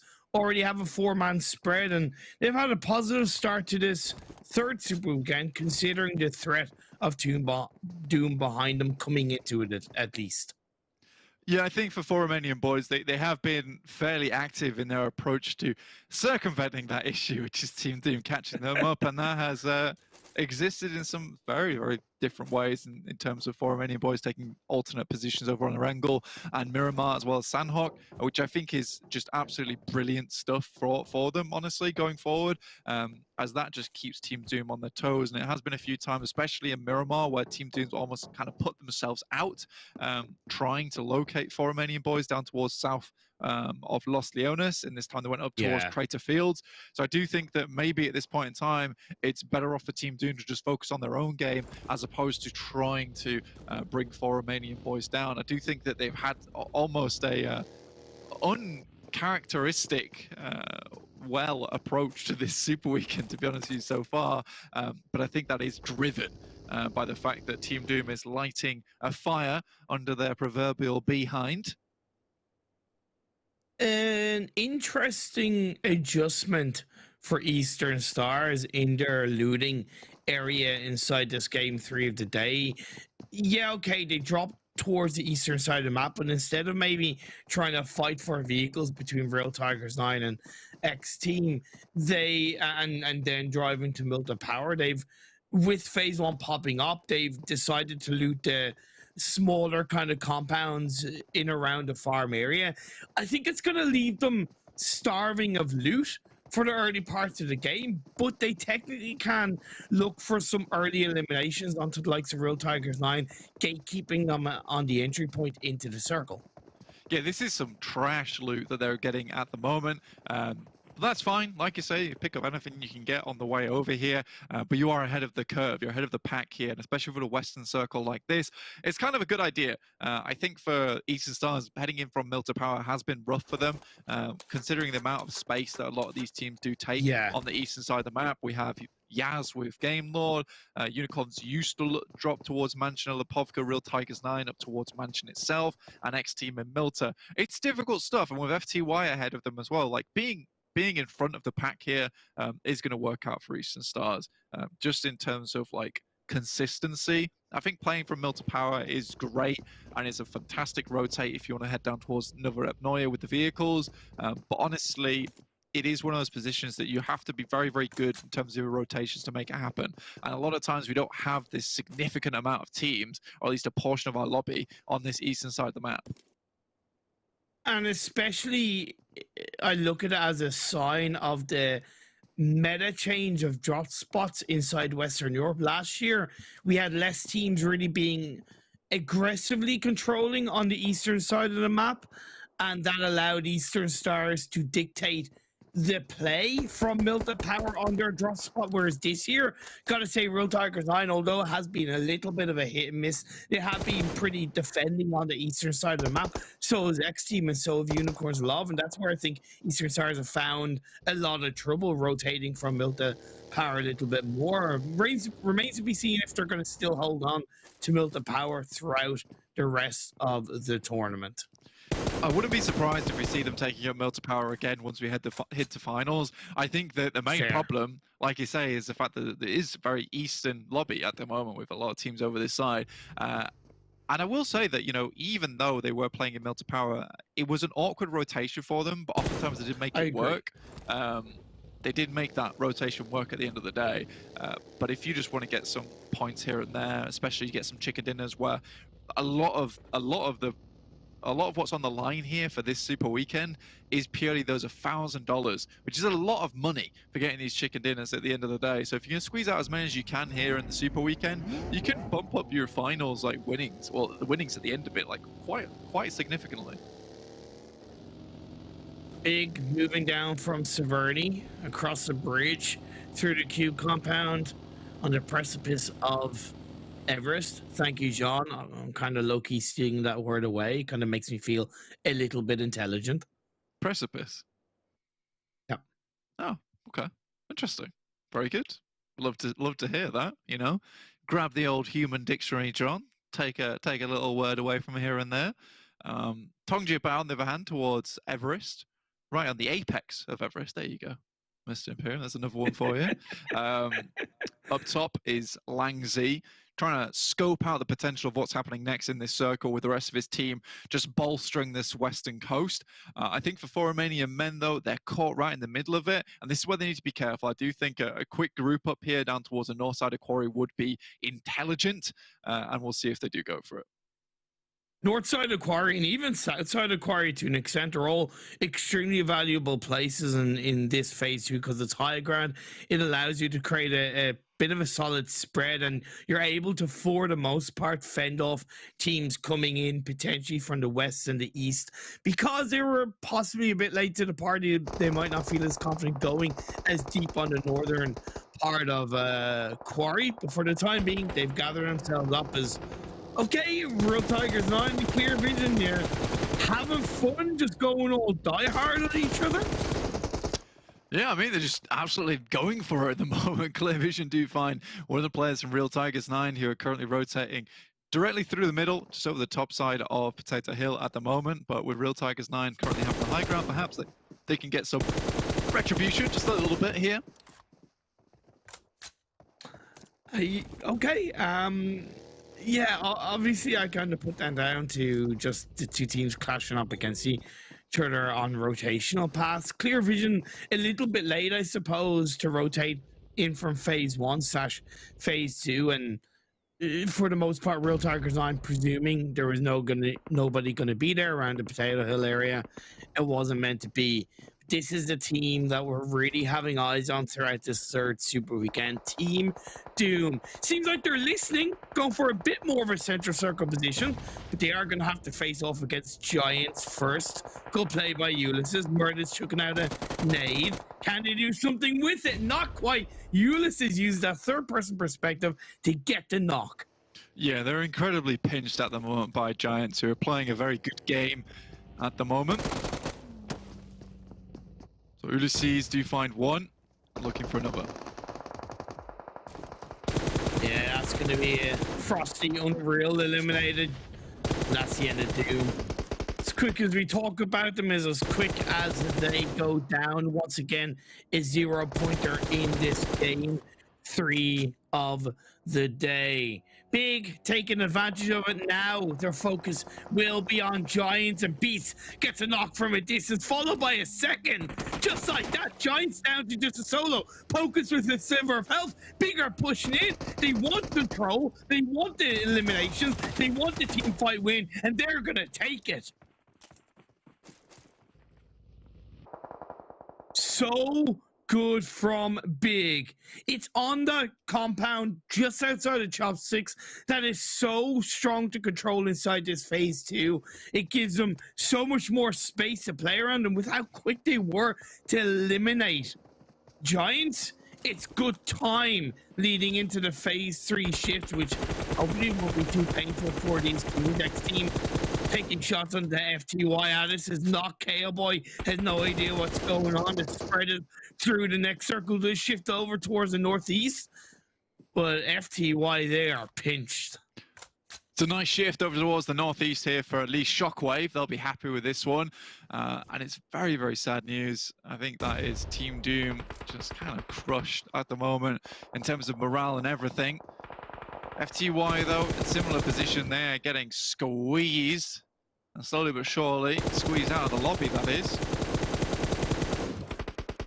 Now, Eastern Stars at one point were ahead of XTEAM. They actually shifted back into the blue around the lumberyard / edge of lumberyard area to continue looting up. They maybe felt a bit uncomfortable with how bare bones of loot they had in their backpack, but now as they swing around, they could get involved from a third-party standpoint. They get the elimination, steal it away from XTEAM, but that will give information over to XTEAM that there's another team inside the blue of phase 3.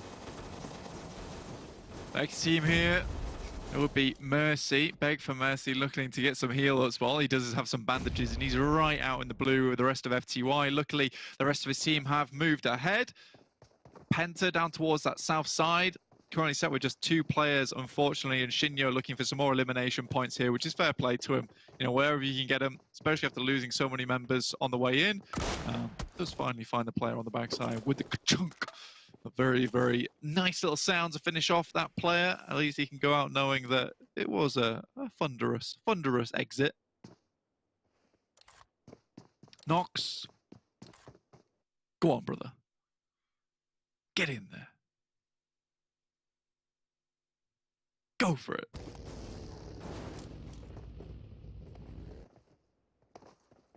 Get back in.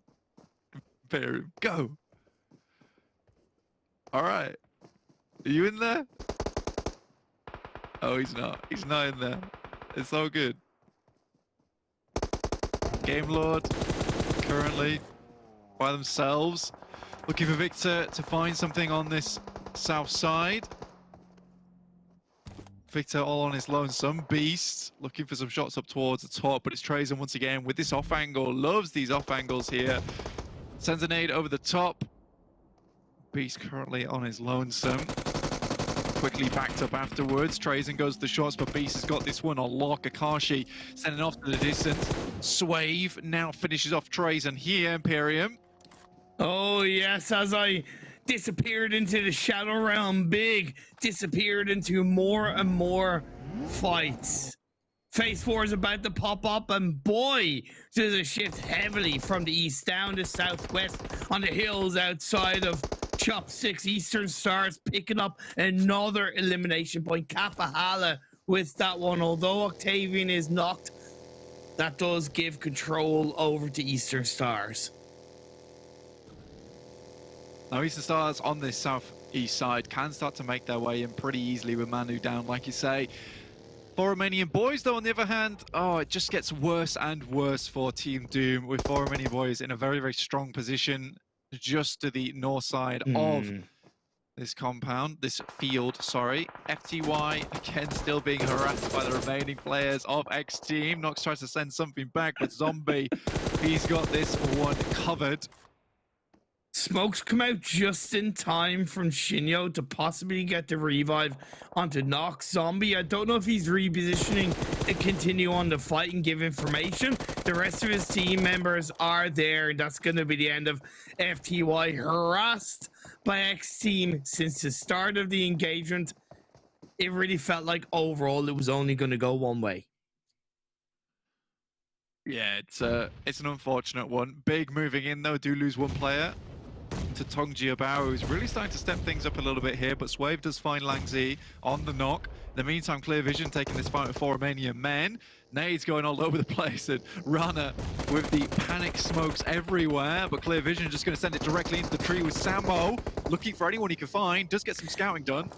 Little bit of a bait drive-through coming through. Do is going to have to try and react to that. Sammo's going to get knocked. We do see another fight in the mini-map between Big and TJB that you mentioned, but the main focus is Clear Vision getting a clear team fight win against four Romanian men. Rana, I believe, is the last player up. A lot of damage dealt. That's going to allow Rana to heal up in time along with Do. Still 3 players alive for four Romanian men. Do gets knocked. Redux is able to get up to 75% health, while our Happy gets knocked in the distance. The likes of Shockwave and Swat 69 could get involved from a third-party standpoint, and just as I say that, Shockwave Tigers with the knock on the Redux. Yeah, Shockwave over in the distance, managed to find at least one there. Four Romanian men. Goodness me, Imperium, you said they were down to 1, then they were up to 3, and then they were down to 2 again. It was terrible news for four Romanian men, but luckily they are hanging on very, very tightly at the moment. They do not want to go out of this game. I mean, they had a good position. They're in Gatka. You know, it makes sense for them want to have a good game here. And I mean, if you can't have a good game on a circle that comes to you, you know, in the finals, things are going to look a little bit shaky for you going forward. And you don't want that kind of noise coming into the finals whatsoever. So four Romanian men currently in this ditch, but surrounded by so many teams here. I think Shockwave, I've given them a lot of doubt, and I've expressed my concerns and fears leading into the finals. But it feels like trying to play a little bit more of an edge style, aggressive playthrough, right? It's not like they were in the center of this hill. They came in a bit later, and they've been able to capitalize again. I think there's a bit of positive growth from Shockwave, but now they're gonna have to deal with 4 Romanian men, a little bit uneducated on the whereabouts of the 4 Romanian men players, and now it's gonna have to be a team-wide response. This dude's gonna get put down to about half health. It's not like Shockwave didn't know where 4 Romanian men were, considering Fair. they took the third party onto them earlier on. Nade does go through there. It's perfectly primed, and just a couple of shots will finish it off. That's Dewey most likely. Oh my down there. Just some God. strong nades from on far.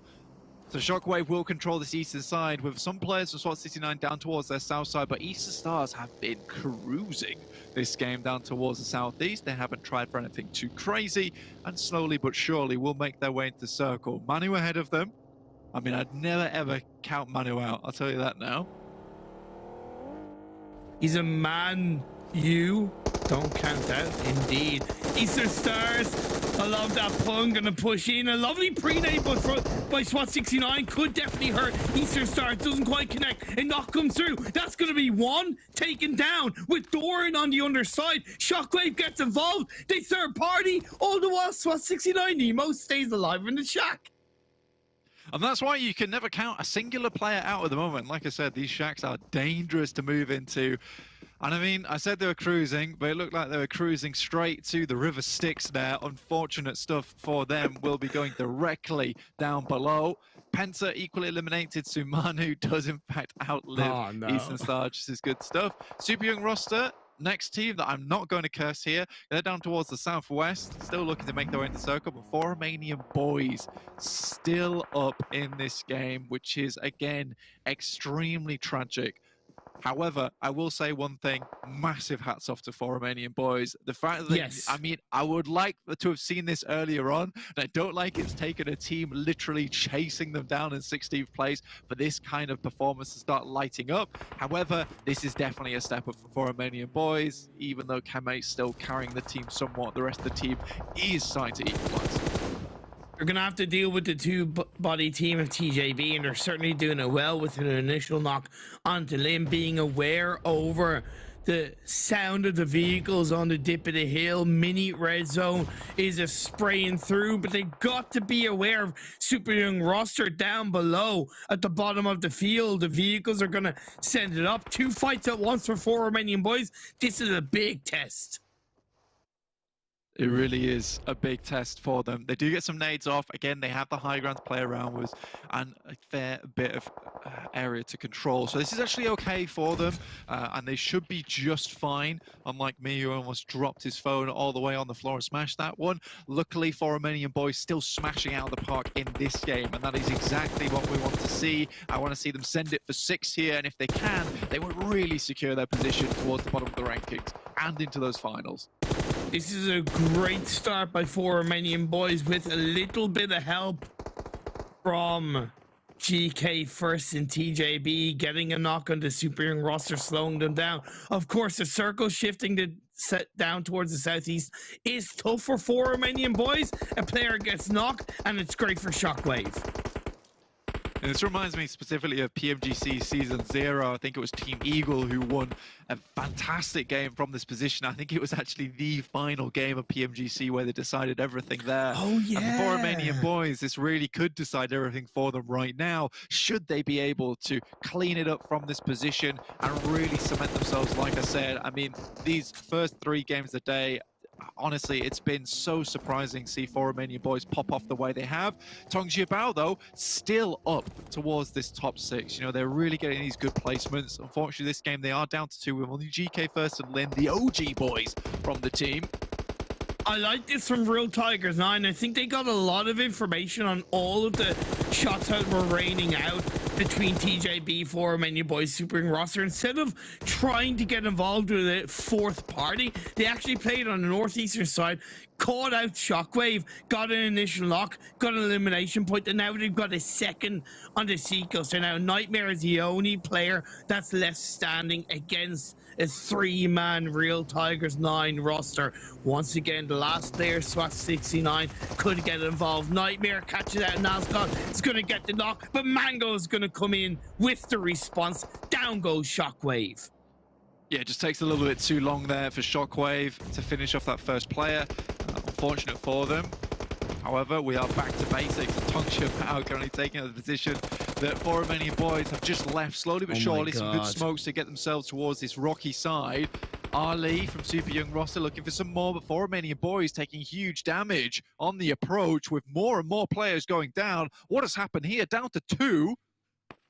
Well, I think instead of fighting, they moved on. I think that was their biggest mistake. They should have eliminated TJB when they had the chance, and now they're pinched in between both Super Young roster and TJB. I don't know how Super Young roster has stayed up as a full squad, because they've had a hell of a lot of pressure. But now Lin comes in. Kime, the man, the myth, the legend, the GOAT of Romanian Boys, gets a knock on the lane. Going to be finished off by Super Young roster. Unfortunately, a day comes through from Tam Tam, and that is the end of Romanian Boys. Still 5th place with a fair few elimination points. Will sit themselves pretty here. GK first on his lonesome once again, but we always talk about this guy on his own regardless. Ali has been hitting some absolute blasters this game with the nades. Will completely dismantle the guys of Romanian Boys and then quickly take out the final member of Tongji Bao. Now, Real Tigers 9, Super Young roster, all gunning for this $1,000 with Nemo, of course, off in the distance.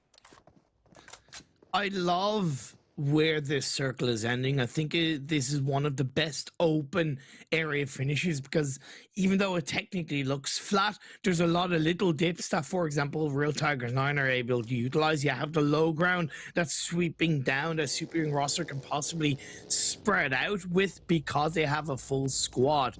And of course, Real Tigers 9, the one benefit that they do have is they do have a couple of vehicles to work with that can create the hard cover for them. Absolutely, and I think that is a fairly important part to mention. SWAT69 Nemo, dead center between both these teams, so he can cause chaos for whoever he decides. You know, he is much closer to the guys from Super Young roster. It's unlikely he's going to take shots, though. You know, playing out for a second place is usually better. He does launch a smoke in front of himself, though, so if that doesn't reveal him, I don't know what will. Smoke sent ahead from Real Tiger 9 to try and get further in. If they can get up to this loot crate, it'll be perfect for them. A great little standing post to actually start playing from.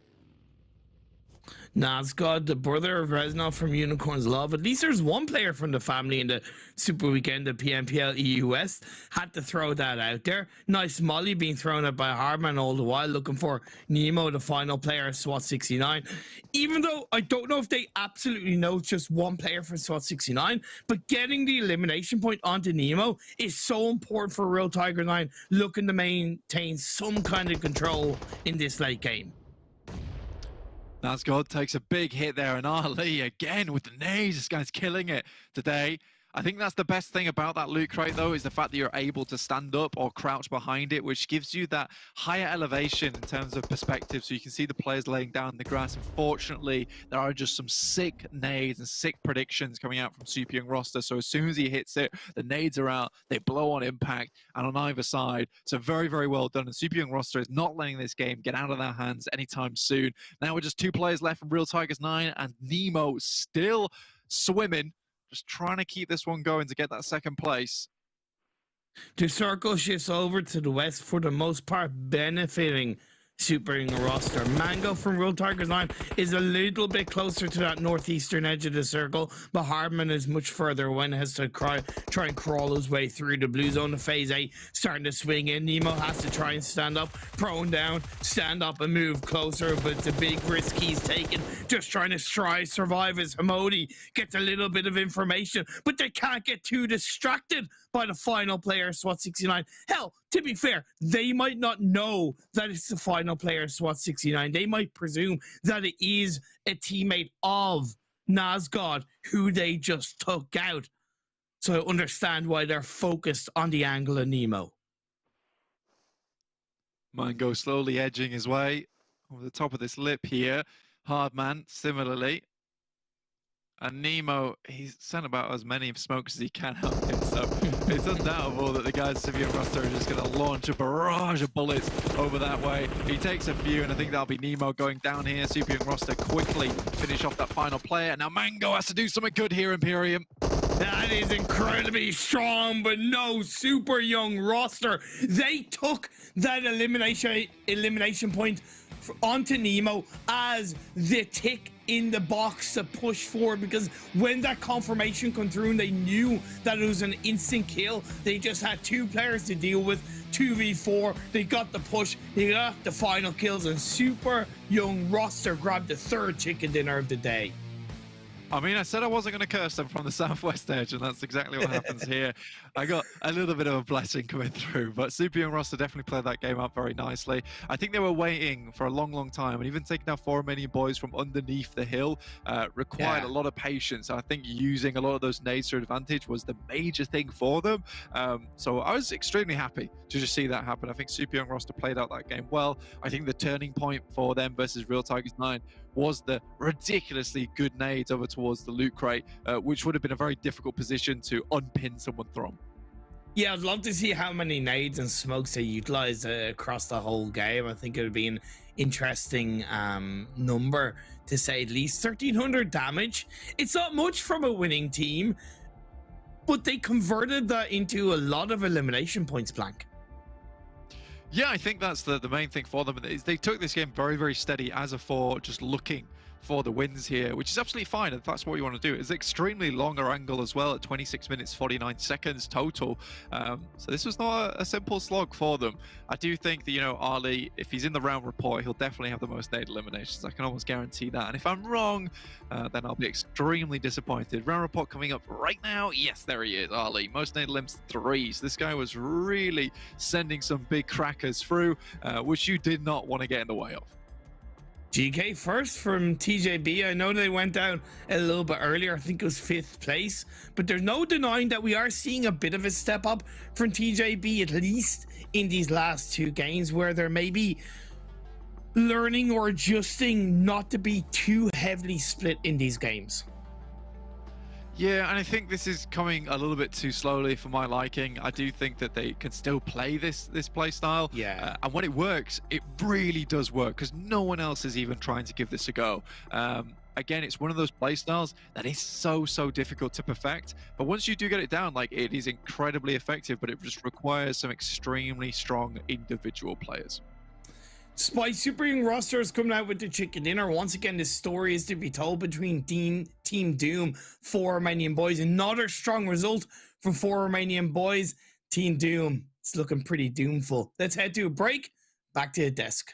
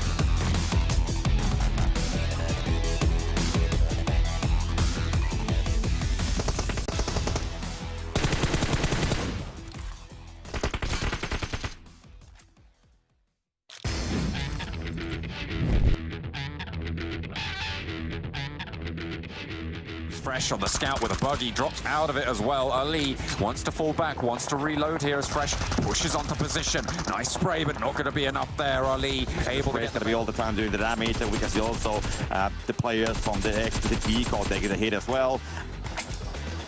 All he can do is dance around. Reznov has a sliver of health, and they're chasing him. Yeah, true. They will just go for it. They're hunting Definite 4 versus Resny, and there we go. They will... For Chazmak to actually stop them from pushing onto position. All these teams have to move out towards them, and SKP took a very dominant position nice and early, especially knowing that there's still a fight going on. Things like this though, running around in the open, you know, Jamas might have his back to a wall, but it doesn't really matter if you're playing that, but SKP, it's more than certainly over here. So Octavian with this PUBGM, is it going to be the best thing to use in this situation? the end of the world. Oh dear. Oh dear. That's not going to play well for you. Does get a knock on the way down though. So again, SKP though, they're taking their own fight with Game Lord. Good UK picking up Severdi, knowing that Big's not in the game. It's decent here. SKP trying to fend off against their Sirens the minute. Luna will go down as Hamodi just swings in there for Ryan.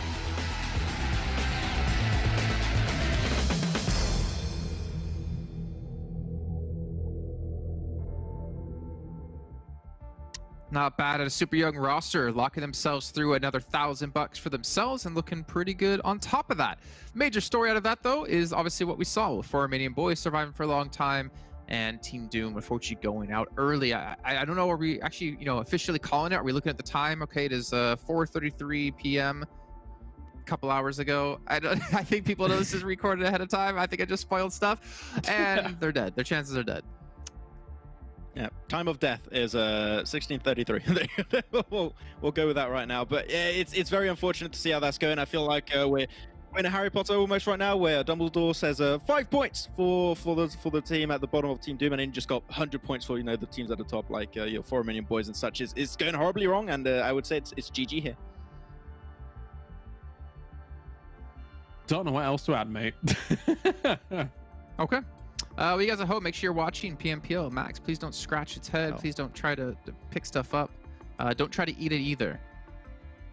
I wasn't thinking of doing that. Maybe it was Monster? I wanted to see if you would try. You guys are obviously watching PMPL at the Esports Center between the 15th and 17th of April. Get yourself some exclusive rewards. But let's maybe jump into the match standings here. Maybe this is helps give us a visual to what we're saying about Team Doom. I mean, Shockwave, 11 limbs, 15 points. Romanian Boys getting 9 points. They're just getting further and further and further and further and further ahead of Team Doom that it's nigh on impossible to come back. Yeah, the Doomsayers are very much here for Team Doom at this point. The end is nigh. They're ringing the bells. They've got those signs walking around saying, where's your god now? It's difficult, unfortunately for them, and constantly big points coming in for Romanian Boys and Shockwave, just making it all the more difficult. I will say, though, as a slight tangent, considering the win that we just got here for Super Young Roster, this actually bodes well for Super Young Roster, right? They haven't had a win in Super Weekend since the first one, and then Super Weekend 2 was just kind of tragic, if I recall correctly. I think they got themselves like 16th place. So to have a win on the board now for Super Young Roster, maybe this is the trajectory we want to see them on here going into the finals. Yeah, Super Young Roster actually got 60 points in the second Super Weekend, so it was a low ball. It was a pretty significant drop off to the first Super Weekend, where they got 100 points actually. So yeah, good to see a little bit of life coming in for Super Young Roster, and get himself an extra $1,000. Let's go. But that's something we can definitely keep our eye on, right? Is when do you peak in a tournament? Super Young Roster, from what we saw until maybe now, is they peaked in the first week of league play. To be perfectly honest.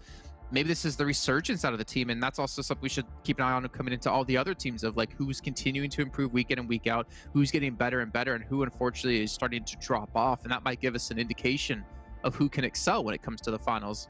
But let's maybe take a look at the second page just really quickly. Big 9 eliminations. Nice, love to see it. Team Doom 0 points, unfortunately. Game Lord 0 points, unfortunately. But again, Game Lord going to be qualified through to the finals either way, and the rest of the team just getting some points here or there. But that's 16th place. We got to talk about this very specifically, though, Jason. I think when it comes to Team Doom, you get Circle 2 pop, right? And we're wanting maybe a little bit more proactiveness out of them. Maybe their attempts to try and get towards some of those central positions faster and try and find those spots. However, once again, third game in a row, it's not happening. Circle 2 pops. You see everybody migrating in vehicles, etc., and things like that. They're in Atlantis, Sunken City, whatever you want to call it. and they're not moving. It's on kind of the edge of the circle. They're not moving. It takes them a little bit to wind up, to gear up. There needs to be more urgency about them finding a spot.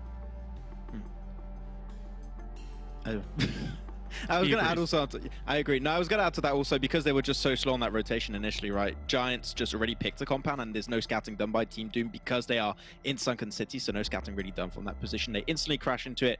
I mean, yeah, if you want to do plays like that, it's fine, but earlier rotation is what you need to see from these guys, so hopefully we'll see it.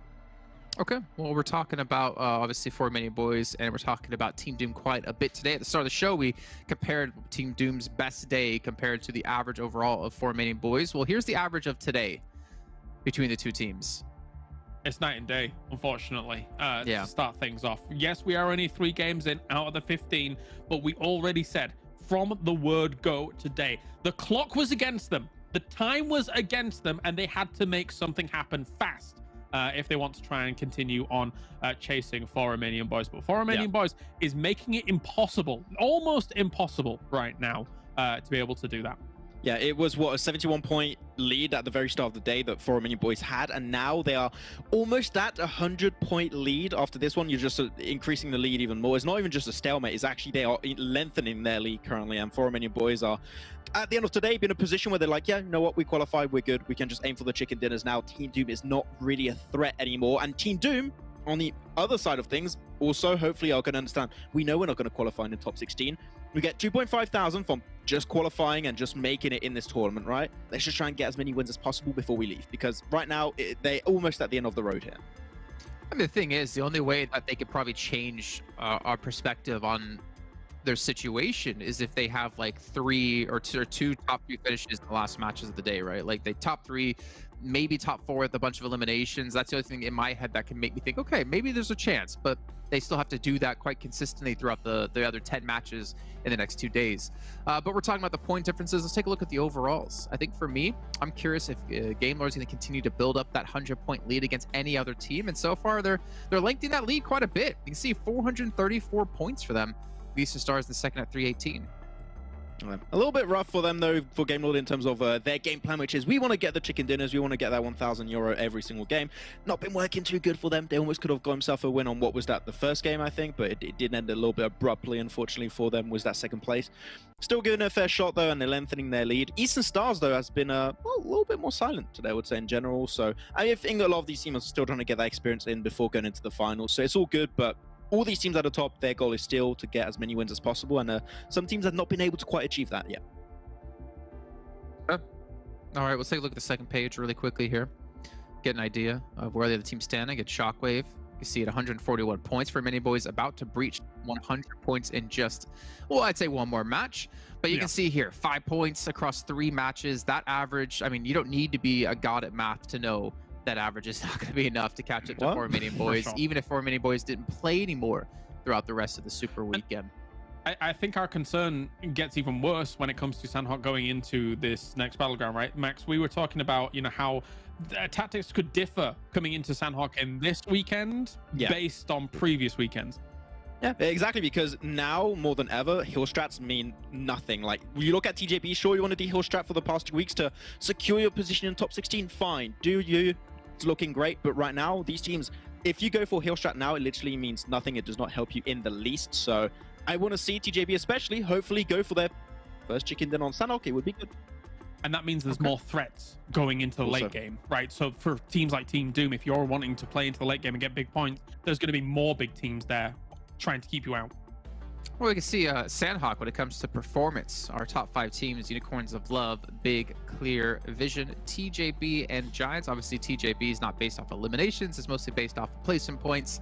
But interesting to see, you know, some teams are really able to excel. I feel it's actually really interesting to see the fact that Unicorns of Love have so much more damage and a decent amount of limbs over every other team. Yeah, can't wait to see what Unicorns of Love is going to do this game. Oh, wait. Oh, sorry. Sorry. Man, that was a bit mean, actually. I'm sorry, guys. We'll see them back in the league finals. It's all good. But yeah, overall, it's going to be intriguing to see who's going to be able to get himself this chicken dinner. We're only going to have 3 of those, so intriguing to see who's going to be the king of the jungle this time. All right, cool. Well, the reason we're bringing up Sanhok here is obviously because Sanhok is going to be coming up next. And then we still have one more Erangel to come up today. So Sanhok, then Erangel, and then repeating the exact same thing for the next 2 days of time. But before we hop into the game, once again, Monster Energy, official energy drink provider here at PMPL Western Europe Spring 2022 season. We're going to rush through everything because we have no time left. Maxman, I know you have figured out what you want to drink your monster out of this time. We're not going to get to it just yet because I think we're going to do it at the end of the show, potentially. Maybe we'll make you and us wait. Let's head over to our commentators now to get into our fourth match. Match number 4, as you say, over onto Sanhok, over to the jungle. Team Doom, currently, as it stands, I know Jason was struggles with numbers, but you know what? The numbers speak to me. And in order for Team Doom to now jump up over 4 Romanian Boys, we're going to be looking at an average of more. So Team Doom need to score 7.9 per game more than 4 Romanian Boys in order to be able to leapfrog that. To be able to bridge that gap, they need to be basically scoring 8 points more per game than 4 Romanian Boys. And if you give a safe average for 4 Romanian Boys of hitting 5 points per game, that means Team Doom need to get 13 points per game in this lobby with this level of teams. I don't want to say it's over, but it's over. I mean, yeah, there's no real getting around it at this stage. It is looking done and dusted. But Sanhok, crazier things have happened. Maybe this is their chance to get a little bit of momentum, and we've seen what wonders momentum can do in the long run. The difficulty, obviously, is that it's spread out over 3 days, 2 remaining, of course, after this one. Top to bottom, splits the playing path down the middle of the island. Normally don't mention playing path in Sanhok, but it is absolutely split down the middle, so no excuse for teams getting to where they want to. I was just thinking, Eastern Star, Shockwave, will they battle inside Hatting? This is the 3rd Super Weekend. Shockwave have had 2 decent results in a row, so I think their threat against Team Doom is absolutely fine, so they could have a bit of fun with it. But it seems like that's not the case. Maybe they're thinking, okay, look, we could have a bit of fun, or we could look at what we need to do more leading into the finals, right? So teams that are in the middle of the standings or towards the end of the standings, such as, you know, not 4 Romanian Boys, should I say, XTEAM, Swat 69, even Super Young Roster, Real Tigers 9, and Shockwave, they can all use this 3rd Super Weekend to really work on their own playstyle, their own level of communications, their own rotations. Yes, the games are a little bit crazy because of, you know, teams like Game Lord and Eastern Stars and Big don't really have anything much to lose, but it is still an opportunity for those teams that I mentioned to hopefully put themselves in a better spot coming into the finals next weekend. I don't know if you've been keeping track of the panels on the left, but there is a massive member of that of those leaderboards. Icy, not playing today, obviously a member of Unicorns of Love, who didn't qualify for this Super Weekend, and not going to be here in this Sanhok. So a major force is not going to be involved. But if you want to become one of those major forces, Imperium, there's a way to do it. Starting from the 8th of April to Friday the 13th, you can join the PUBG Mobile Club Open for the spring season. It's opened. You'll find the link in the live chat pinned, and you can join the PMCO with your squad at esports.pubgmobile.com/PMCO. Where it all began, and I know you and Blank mentioned it, and it's the same for myself. We all started at the PMCO, and what I love is how strong the PUBG Mobile ecosystem has grown in terms of esports. Is that this 2022 PMCO leads a team through the PMNC into the 2023 PMPL. So it's just the structure is evolving, the competition is getting bigger and bigger, the meta is changing, and look, we all want you to get involved because it starts at the PMCO. Take a look when you can. TJB taking a look over at Hamodi from Super Young Roster.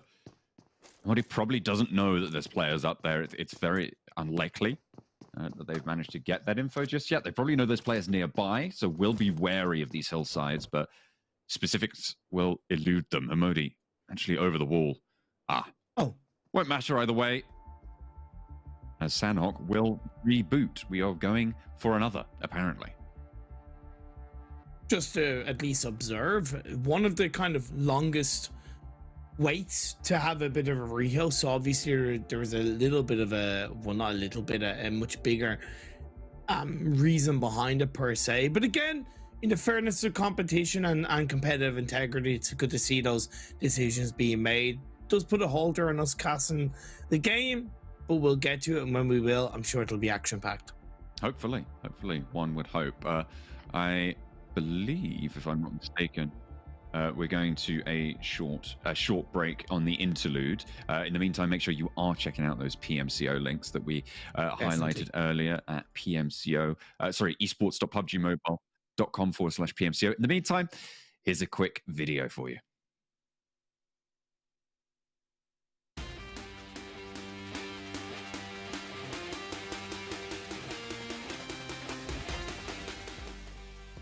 Would you rather get $100,000 now or $1 million in 5 years? $1 million in 5 years, obviously. Would you rather shave your head or have waist-length hair? Well, as you can see, I already struggle a little bit with hair, so I would have to say I want long hair. Please, I would appreciate that. Would you rather not use salt or not use sugar? I have a very sweet tooth and I love ice cream too much, so I would rather not use salt. Would you rather eat an unpeeled lemon or an unpeeled kiwi? I feel like if you would eat an unpeeled lemon, you've probably done really bad things in life and really bad life choices. So unpeeled kiwi all the way, obviously.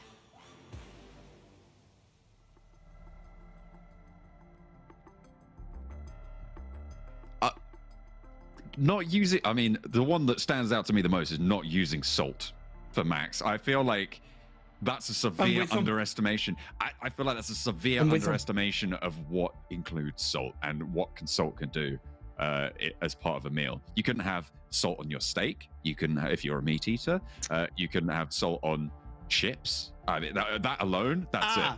All crisps off the table. But the question is not use it. So that means you're not adding salt. A lot of foods already contain a lot of natural salt. And if you're getting a steak in a restaurant, I'm sorry, overruled. No, if you're getting a steak in a restaurant, then they're going to season the steak before you eat it. Yeah, of course. Come on. So you're, oh wow, okay, but you can't choose. You can't have both. That's not allowed. That's just completely out of the spirit of the question, I'm afraid. That boggled my mind that you even consider. You can have soy sauce. Come on.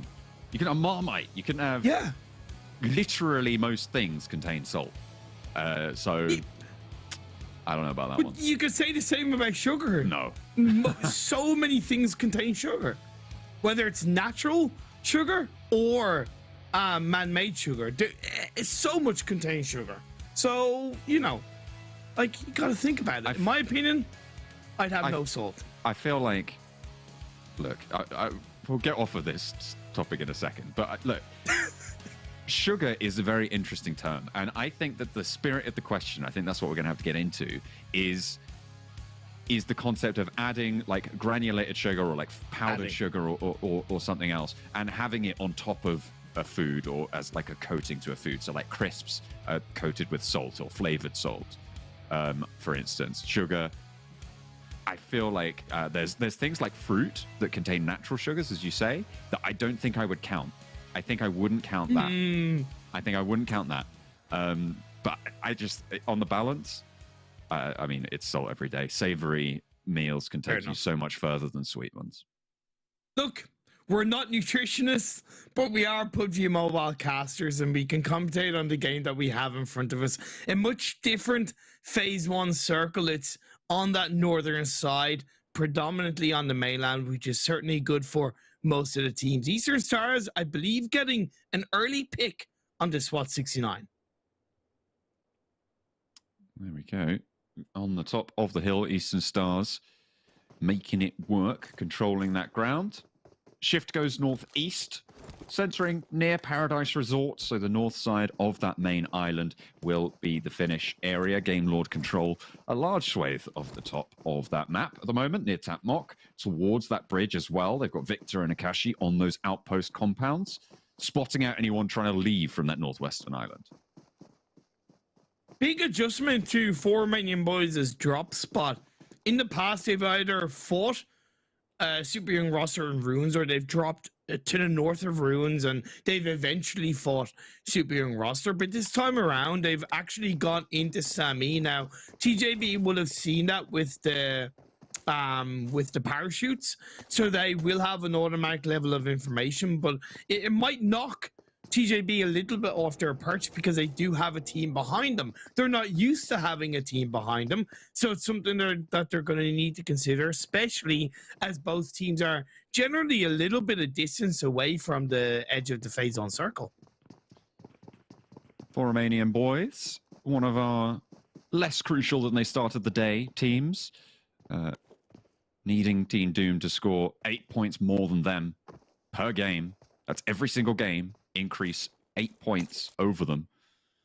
So if they can be hitting, what are we looking at? What, 7th place every time? Yeah, that's it. That's it.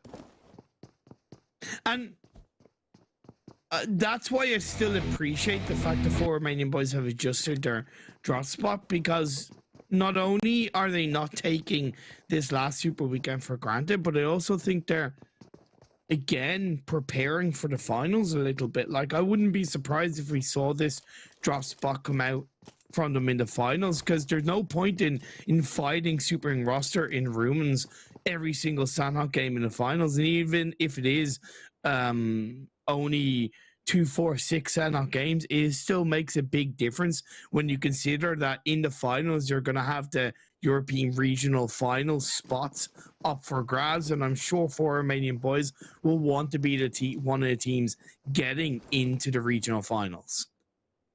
That's what they'll be looking for. Absolutely. Clear visions on the north side of Paradise Resort. No one contesting their drop. Will be looted up.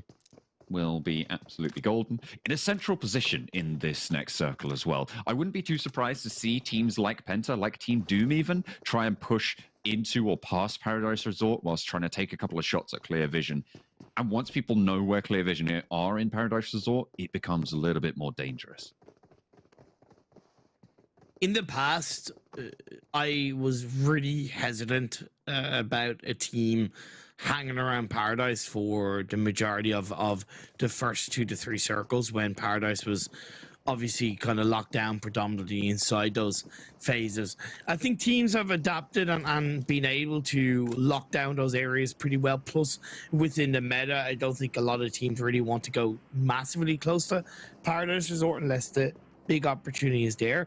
So I have a little bit more security and Clear Vision being able to do something from this Paradise Resort position. The big question is, will Game Lord disengage away from the coastline of the mainland, trying to block out Eastern Stars, and shift over towards a Monglai split? I think that would be more beneficial coming into Phase 3, Phase 4 for Game Lord in terms of just setting up a strong result. We haven't seen that double-digit chicken dinner total in Super Weekends yet. I don't think across any PMPL that we've ever seen. I don't think we've managed to reach that 10 chicken dinner mark. That's what I'm looking for Game Lord. That's what I'm hoping for. That's the mission in the next 2 days for me, is that Game Lord chase for the double-digit chicken dinner. For Romanian Boys, in conflict with TJB now on their leave. TJB, notorious for their heel strat here on Sanhok. And for Romanian Boys, try and step on their toes just a little bit. They're going to find out about it. TJB sent 2 players swinging around on the underside of Sami, so it is still a bit of a isolated fight against TJB, despite them getting an elimination point on the 4 Romanian Boys. So they do still need to thread this with caution. Langex sending it around a little bit closer to the underside of this fight, so a bit of a blanket is being created by TJB. The timing has to be perfect, because if 4 Romanian Boys gets a knock, they're going to confirm that kill, because there's not as much response there for TJB at the moment. 4 Romanian Boys lose Keme as well after losing Royal. Lau's been spotted in the smoke, and Lin They're going to handle it. Knows he's pushing close. There's backup from the top of the hill. And Lin can just sit tight here. Utilize that off angle. Utilize the teammates for the pressure. There's no real way you get away with that. Lin doesn't even take a lick of damage. Now it's just Poco. This is good news for one other team in the lobby. Team Doom. It's good. It's good. That's all I'll say.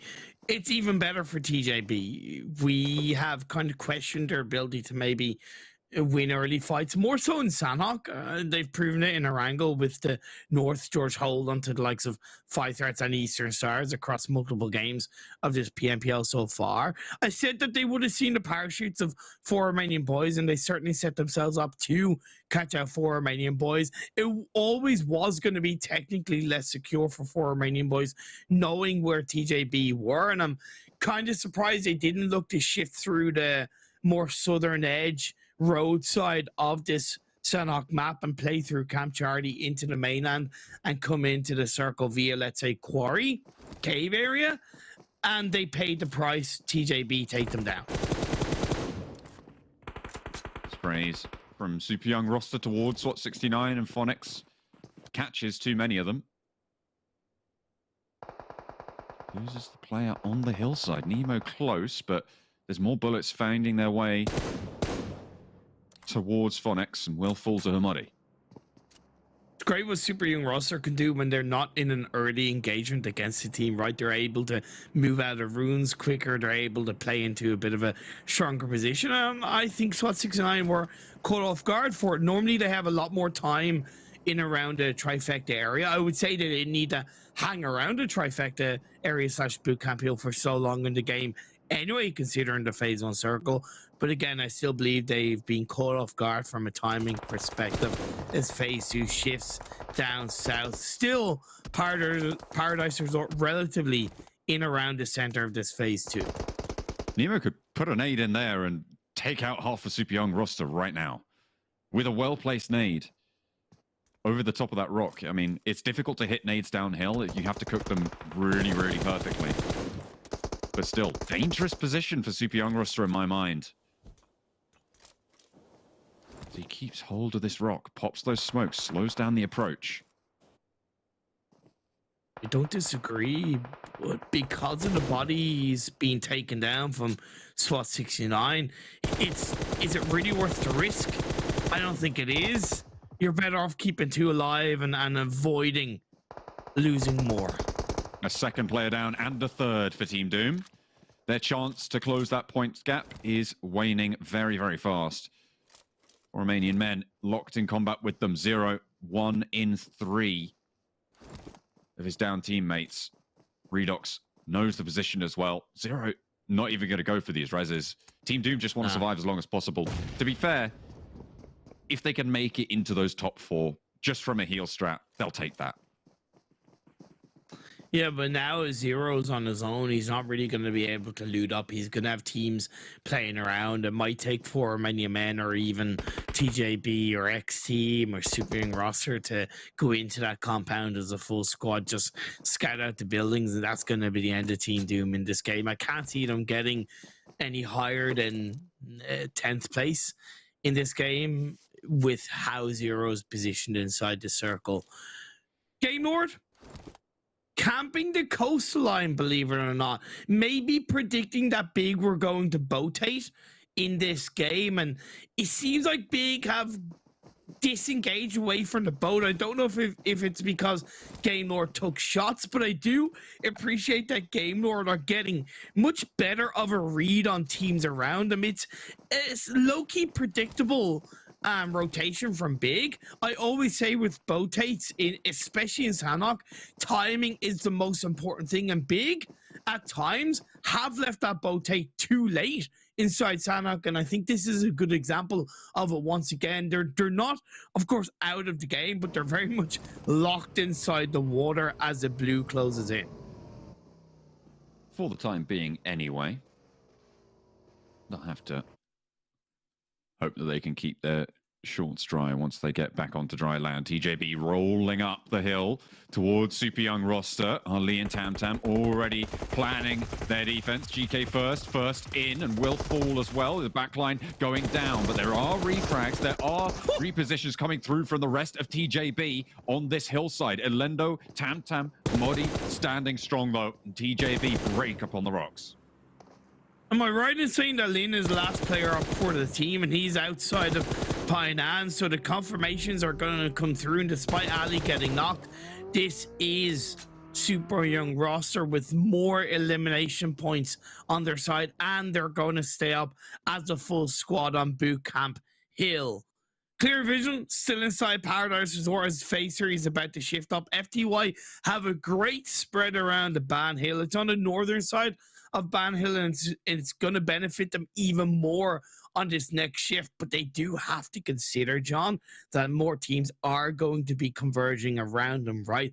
In my opinion, they need to lock down one core area of this hill on the northern side and then look to gatekeep as many teams as possible as Big go down. I hate to say I told you so, Big, but I kind of told you so. That's right. I tried something. Didn't work. Game Lord from the northern side will shut that down for elimination points from the northern side. Yeah. They'll have to move down south fairly sharpish. They did stay there for that camp onto Big's position for quite a while. I don't know if you caught as well, the Hamadi from Super Young roster swung around the compound to the north of Painan to try and spot out the last player of TJB. They knew there was one extra player. They know that TJB like to play this heal strat.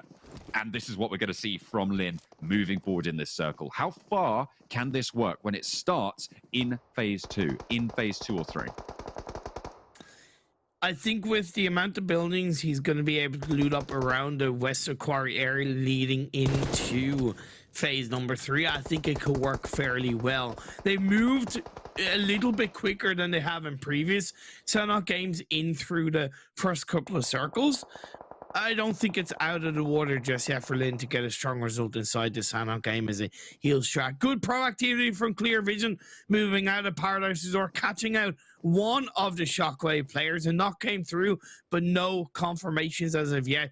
Just some continued level of suppression as they control the compound either side of the road. Shockwave, with that control on the northern side, will face off Eastern Stars, who seem to be skirting just a little bit east of it. Could see Kapahala leading that movement for Eastern Stars, getting to some buildings, getting some cover.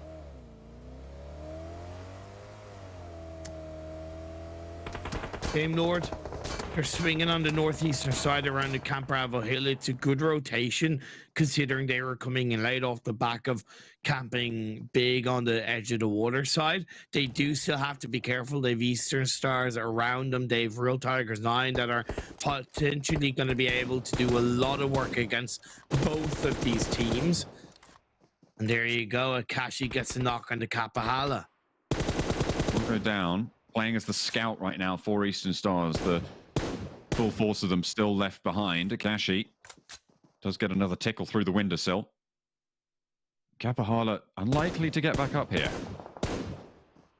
Yeah, he's down. There's no point in going for any kind of res, and just hope that he can continue to give information. The important thing for Game Lord is that they had Narvello a little bit outside of the blue, and I thought he might stay in the blue for phase 3 to continue to maybe create a strong pinch against Eastern Stars, but I don't think they had all the information of where the rest of Eastern Stars were. The next phase pops up, it goes northwest, still a tiny bit of the edge of Paradise Resort in play. That's once again good for Clear Vision. Seems like this is the game to play from. Kapahala will go down finally. Another knock went over towards the Eastern Stars in the meantime, leaving them on 2.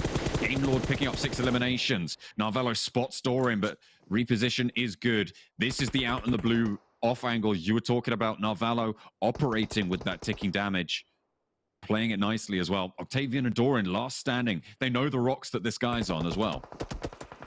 Yeah, this was just really executed, really well executed play from Game Lord. Again, Narvella maybe didn't have all of the information, but as he joined closer to his team, it allowed all of them to start to wrap around a little bit more, especially with the circle shift coming through and create pressure onto Eastern Stars. Octavian has been able to disengage away. Doran is absolutely pinched. The reason why I'm putting a little bit more stress on Clear Vision's position and Clear Vision's rotations, that they're the only team in the top 12 yet to get a chicken dinner across these super weekends. They're 5th overall, but I really want to see them grab a game in the 3rd super weekend. It will help their confidence.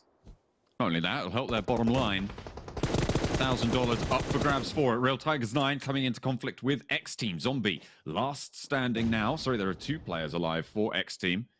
Not the last standing, but last in that area. Nightmare, the other player for XTEAM. Is Real Tigers 9? Oh, gets shut down just a little bit. Nightmare with the Vector, able to do a lot of work there, but needs to heal on up. Oh, Zombie wow. can't get it done. Nazgod is on the swivel. Hardman for the backup as well. And it's XTEAM to go down. Real Tigers 9 stay up with 4.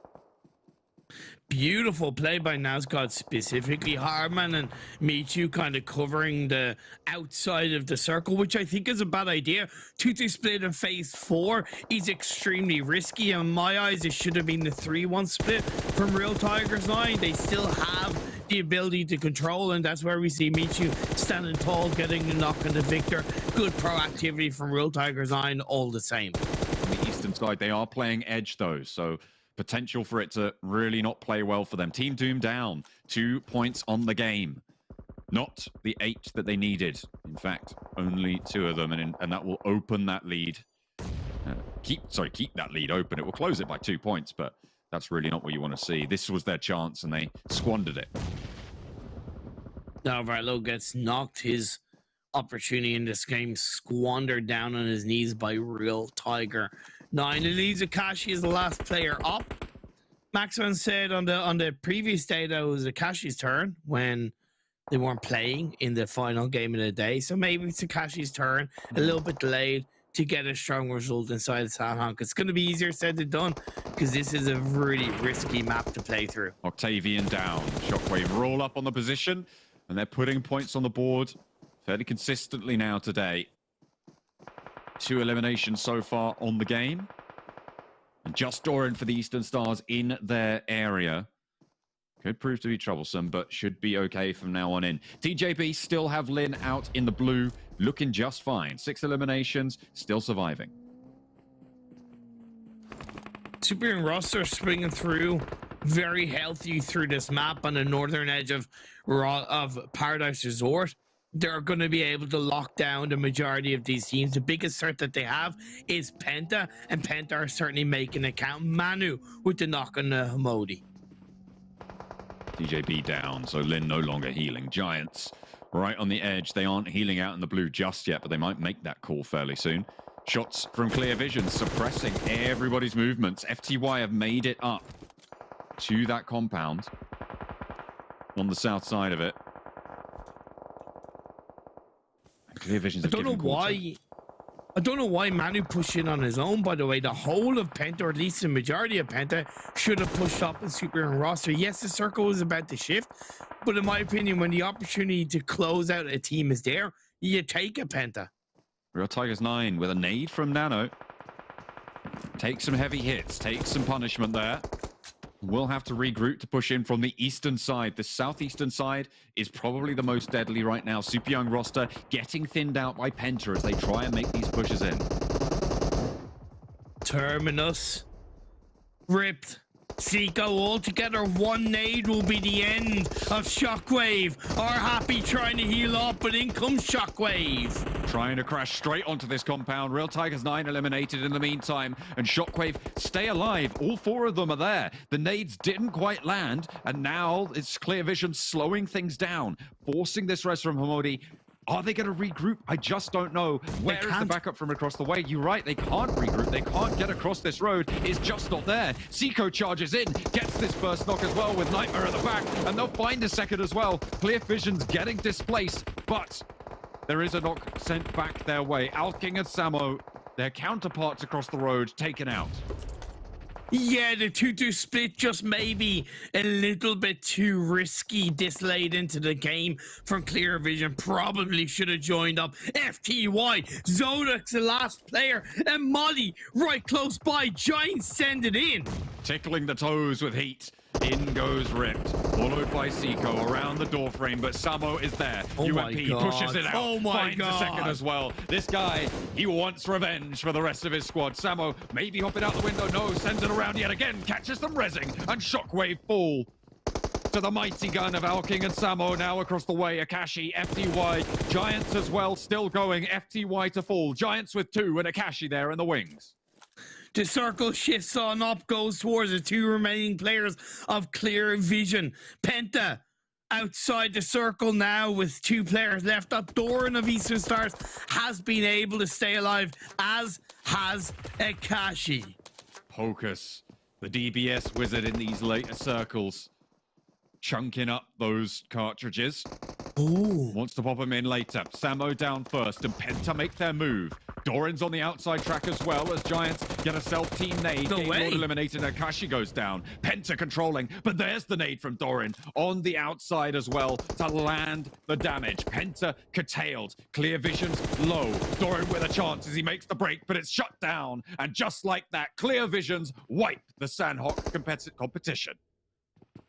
This was a crazy game. I know that's a little bit cliche to say about Sanhok, but it was one of the crazier ones, and I definitely think a product of that was it being on the mainland right from phase 1, so teams maybe felt a little bit more confident of positioning themselves up there. But then when it shifted to compounds either side of the hill, whether it's outside Paradise, outside of Ban, it became a lot trickier for these teams. Clear Vision made initial mistakes, but Shockwave made more. You don't go for the revives when you're looking to clean out a fight. I know it wasn't the safest fight for Shockwave when it came down to it, but again, you get there, you don't go for the revives, you just go for the fight.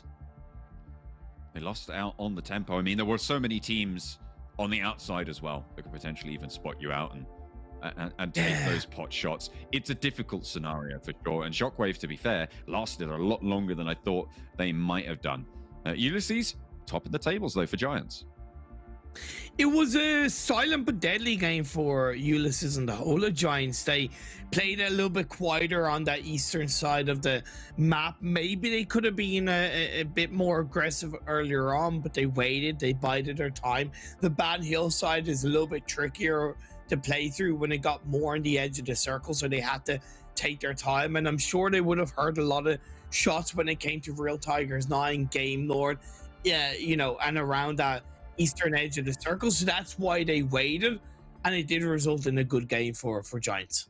Well, it's Clear Visions who had not a long distance to go. They managed to take the chicken dinner, and in the end, put that first one that you were looking for up on the board.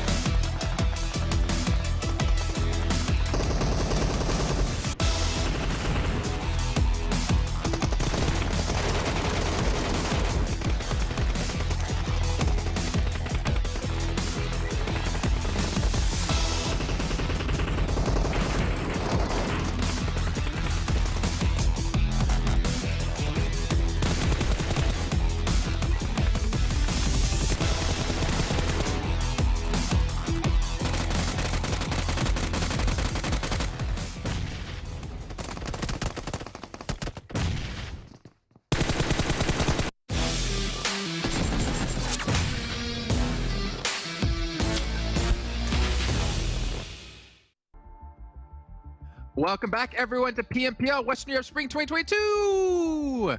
I'm so excited because Clear Vision finally getting their first chicken dinner super weekend. They finally get themselves $1,000 to spend. Well, not obviously per player, but still, they have the chance to make $1,000 per player if they can close out some more chicken dinners over the course of the next few days. Jason Kaplan, Max Man, Kalaris, they don't need an introduction, but I'll give them one anyways. We'll take a look at the match standings to get an idea of how many points they won, as well as some other teams. But this Sanhok, Max, I know you want to touch on a little bit with TJB and Team Doom. Or Romanian Boys, sorry.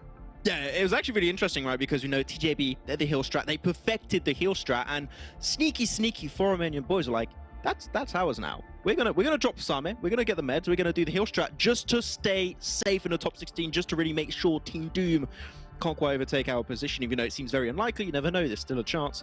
And they tried to go for it, but TJB did not want to have anything to do with that. Instantly get back as a 4-man crew, go for the push, eliminate all the 4 Romanian Boys while still remaining as a 4-man team. That was the one big opportunity that could have changed things out for Team Doom, but it just didn't quite go their way either.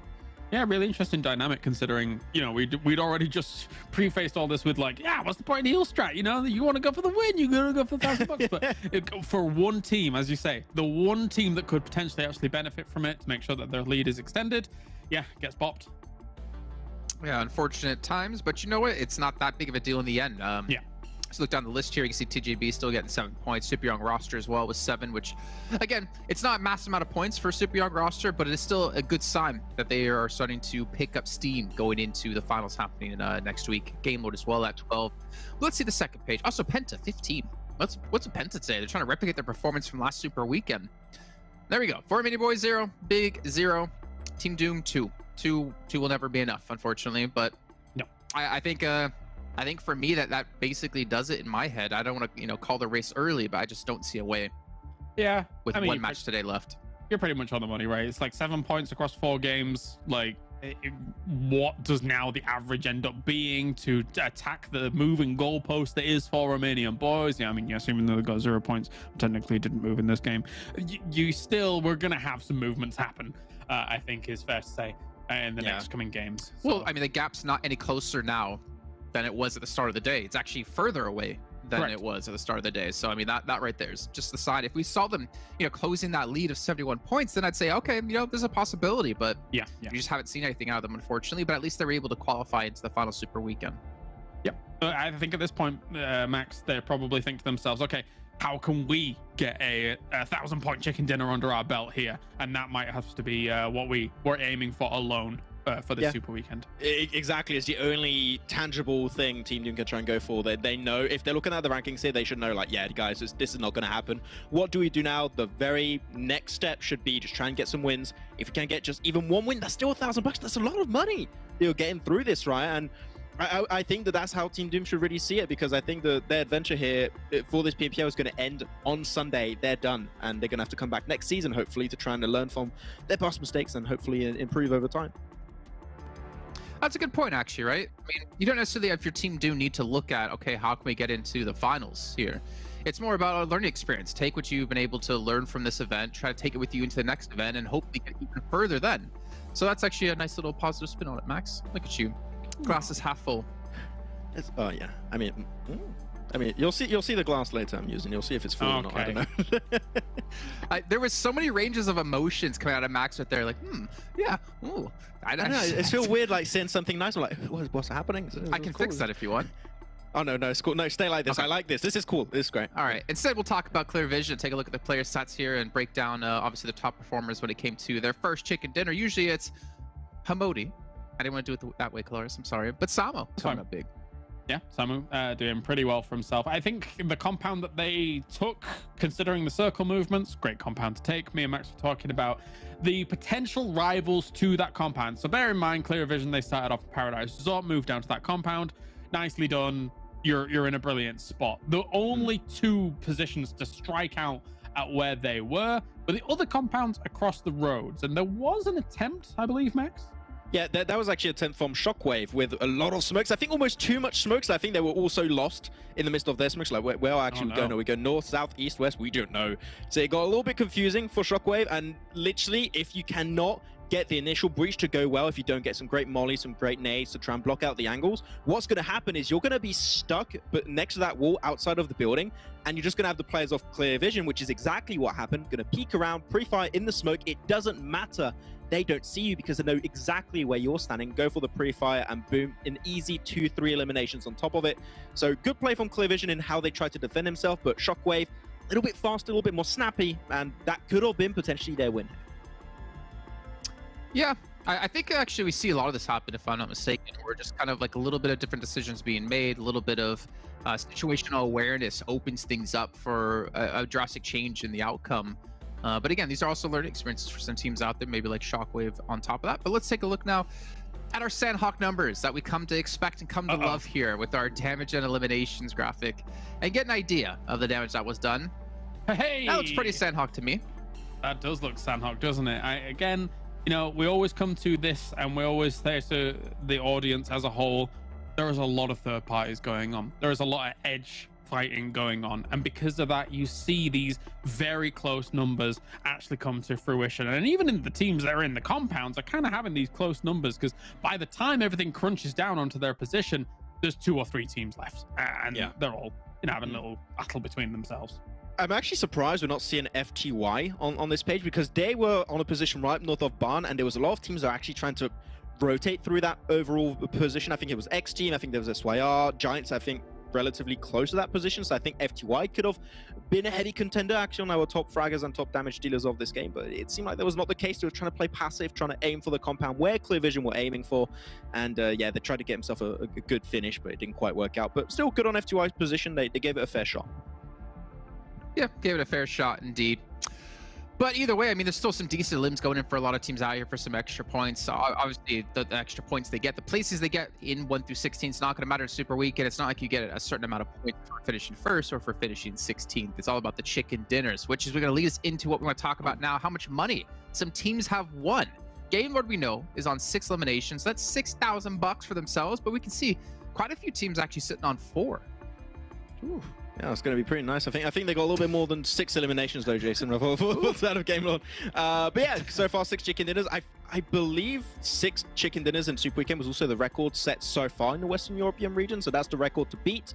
Game Lord, 1 chicken dinner, they can make it happen. Or we can see, you know, the rally happening for Eastern Stars Big, Real Tigers 9, where they get like 2 chicken dinners in a row or in a day, and they can catch up to Game Lord. That can happen.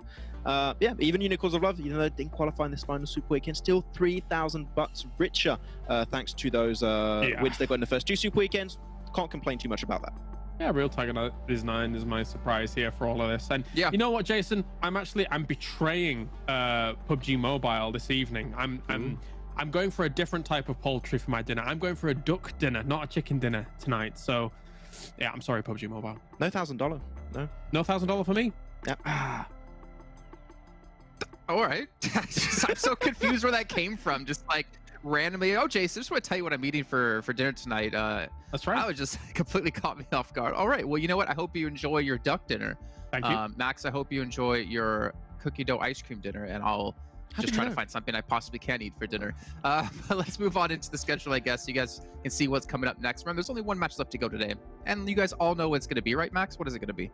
It's going to be Erangel. There you go. So trying to be a lot of energy there. Ooh. Yeah. Yeah, that was there you go. That was like too much energy for me.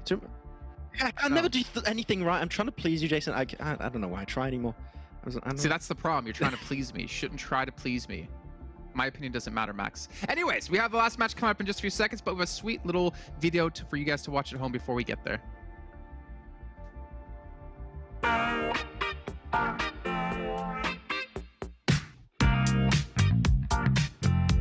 How much health will you lose if you jump out of the Novo Tower platform? So you die. You lose all your HP. 80 HPs.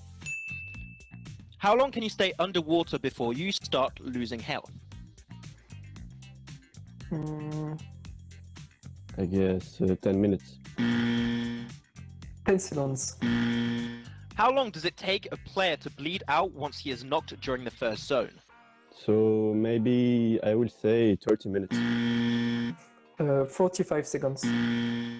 What is the maximum number of vehicles that can spawn inside Pachinki City? We're jumping the Pachinki actually, and I will say like 50. 2. How many different types of scopes are there in the game? I would say 10. 7.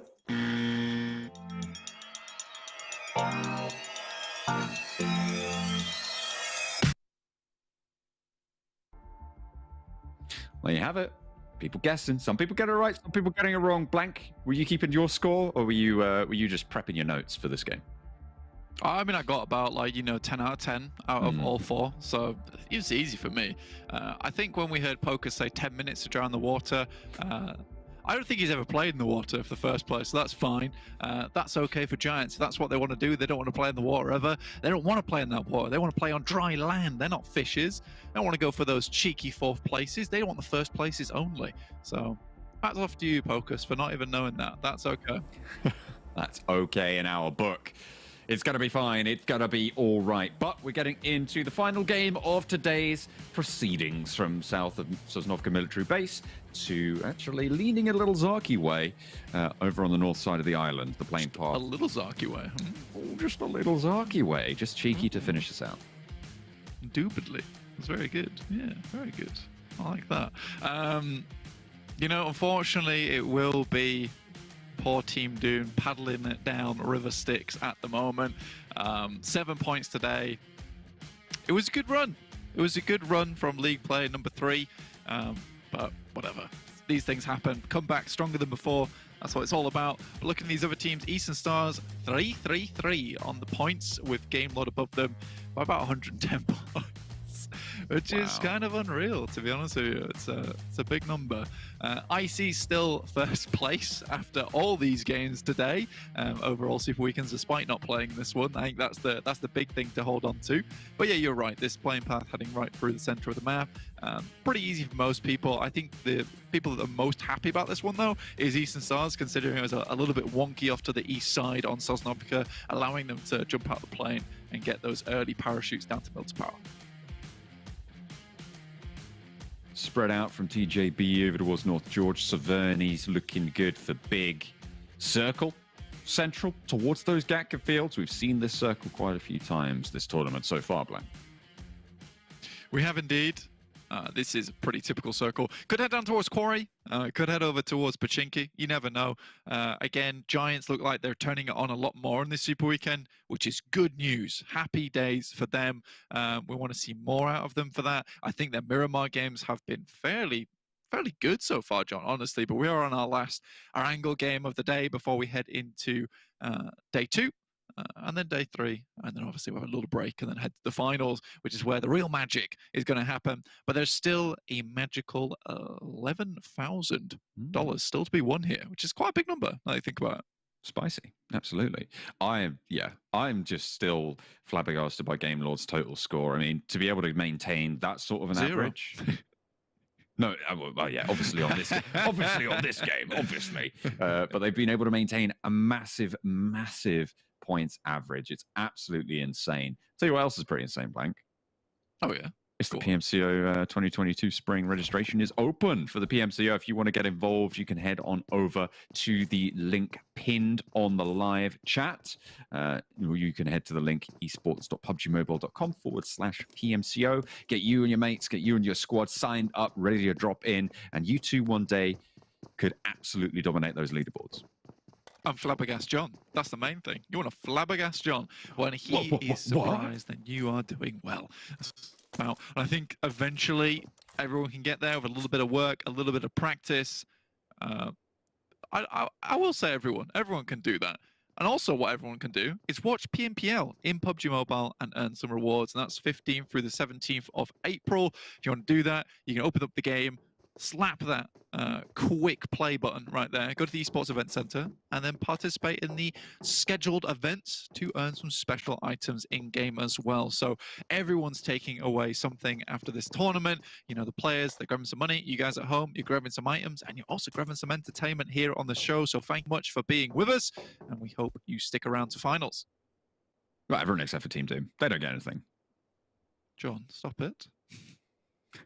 No. Don't be mean. They can still get a chicken dinner. All right, that's the consolation you're looking for here. Yeah, well, I'll see it when I see it. Right, look, just because Max chose sugar over salt doesn't mean that you can still rub still salt angry in about Team that. Doom's wounds. I'm still upset about that. I know you are. Silliest decision. It's very mean. You shouldn't be doing this at all, ever. And you should leave Max alone for his sugar-coated life. Salt is this. Is that what it is? Yeah? That's right. All right, okay. I don't think it is.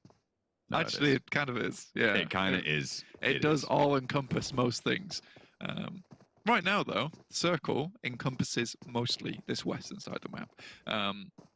We're waiting for that phase 2 shift, which will determine a lot where these teams have to go. Big coming up from Severny, heading downwards. Obviously, the team that we've kept notables on, right? Because they are losing players early. And despite that, they're still winning some freakish fights with limited members. And that's what worries me about them, is that there's so much potential in this team, and often squandered in the early game where something doesn't happen according to how they'd like it to go, and then things just get worse by the minute. Despite that, they can never be counted out because they are just wild out here in Erangel and in any other map, despite how many players they do have.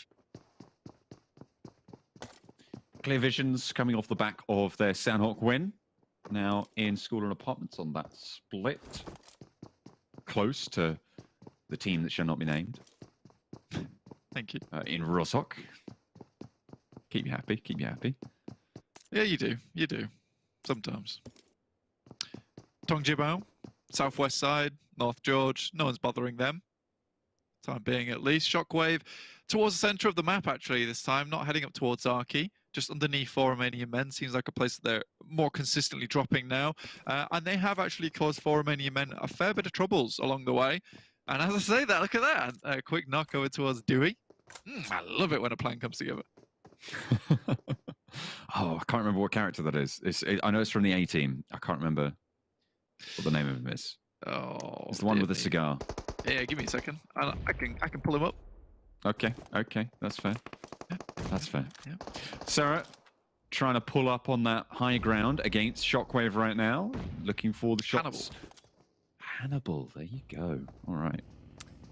Perfect. In before Kalaris corrects me. I mean, he was around in that time. Yeah, he was part of the A team. He was the guy with all the chains, right? Yeah, that's right.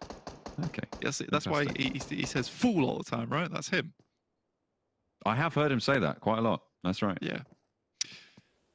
Shockwave's still here. Great position, actually. With a fair few dips to play around where you can peek over the lips towards four Romanian Men who've only got a couple of rocks to keep them at bay. Dewey did get back up on his feet, though, which is always nice. Back to fighting form as well. Ripped taking the seat from Sarah. That's going to go well to open up that backstop. Four Romanian Men are split, so if they go for the crash, they need to time it well. Do sends forwards in the buggy, will be the first to face. Backup coming in. Nightmare should be known in this shack. Nade out through the wall, not potting one back through that window. And Nightmare's out for the challenge. Dewey looking to contest around the side there as backup is cut off. Zico fells there on the approach. Redox not quite getting back to cover, but it's currently in the advantage of four Romanian Men with the drop shot. Nightmare stays up and kicking. Really good stuff, but the nade posted in allows Rana back around.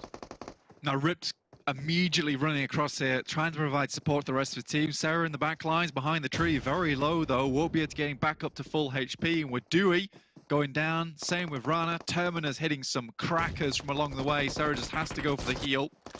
Oh, how on earth did Rip get back to cover there? A sliver of HP, position known. Sarah not quite landing those. Terminus is going to get that. That should do the trick, and it will allow Rip to get back behind cover though. So we find ourselves in a 2 versus 1 with a res possible onto Nightmare. If you can pick this back up, if Sarah doesn't go unnoticed here, the spray around the corner will give the game away. Terminus will peek back. We'll know if there's a player pushing close. Baiting it on the outside. Nightmare gets a heal off, and Sarah is going to fall. Four Romanian Men fall to Shockwave. Yeah, it's so unfortunate there, though I do think Sarah played that extremely well towards the end. I know that he knew the player behind the cylinder, the gas tank, was trying to go for a heal there, and unless he sent out that wild nade, which wasn't properly cooked or properly timed or properly aimed, he wasn't getting him down. So he gets a nice hit on it, will get the player in the back, try to send the nade over to delay, but Shockwave's having none of it and just goes straight through with the res. It was either the res or they lose that fight. So very, very well done to Shockwave to bide their time and just be patient with things. But yeah, I think Shockwave restabilized from that fight very, very efficiently. But for Romanian Men, the fact they're getting shut down by Shockwave, who was one of our worst teams towards the beginning of this tournament, it hurts me, you know, it hurts me. Shockwave's one of those teams that has good days and has bad days, in my mind. I feel like today, very much a good day. Consistent points coming up on the board, winning engagements like that, and keeping themselves very much in the running. We were talking about this as a team that could potentially be even leapfrogged by Team Doom, but this is not the team that we're seeing today. Shockwave have absolutely stepped up. They've left Zaki on the drop spot. They absolutely have changed their tune, and I'm happy to see it. I like this new Shockwave. Zaki just wasn't working out for them. And now, leaving that drop spot, oh, everything's so much better now. That's to be sure. Giants on their way out, this time not losing a player on the rotate, which is extremely important to the success of their game. This time Big gets into the circle nice and early, looking for somewhere to go, but everyone's in vehicles, so they can just post up and hit themselves into a nice impromptu compound should they need to with the vehicles on board. Giants hit the ditch just underneath the church from Pachinki. And again, with this central position, you know, they don't have to go too far away from their original drop spot. So this is nice. They've done some initial scouting and back to basics in Pachinki. Uh-oh. PENTA find out about the front bumper of the vehicle that runs them down. Big. Rolling over on Manu. 3 players now for PENTA on the South Pachinki Hills. Hotly contested territory. And you are going to be isolated to one of those peaks. Might take you a couple of hours to get from one to the other, Blank, but it's not going to stop teams from trying. Yeah, I think Big mistook Manu for being a kinesthetic learner there and really took the class quite physically to them about learning about vehicles. So slightly unfortunate for that team. But PENTA heading back just slightly. Try and regroup and reassess the scenario from this side of the hill. Big, on the other hand, not losing a player here is fantastic. This is what I wanted to see. Now they can start to leverage this position. Currently to the south side of Pachinki. A lot of teams lining up on this southwest corner of the circle. You got Super Young roster all the way in the back.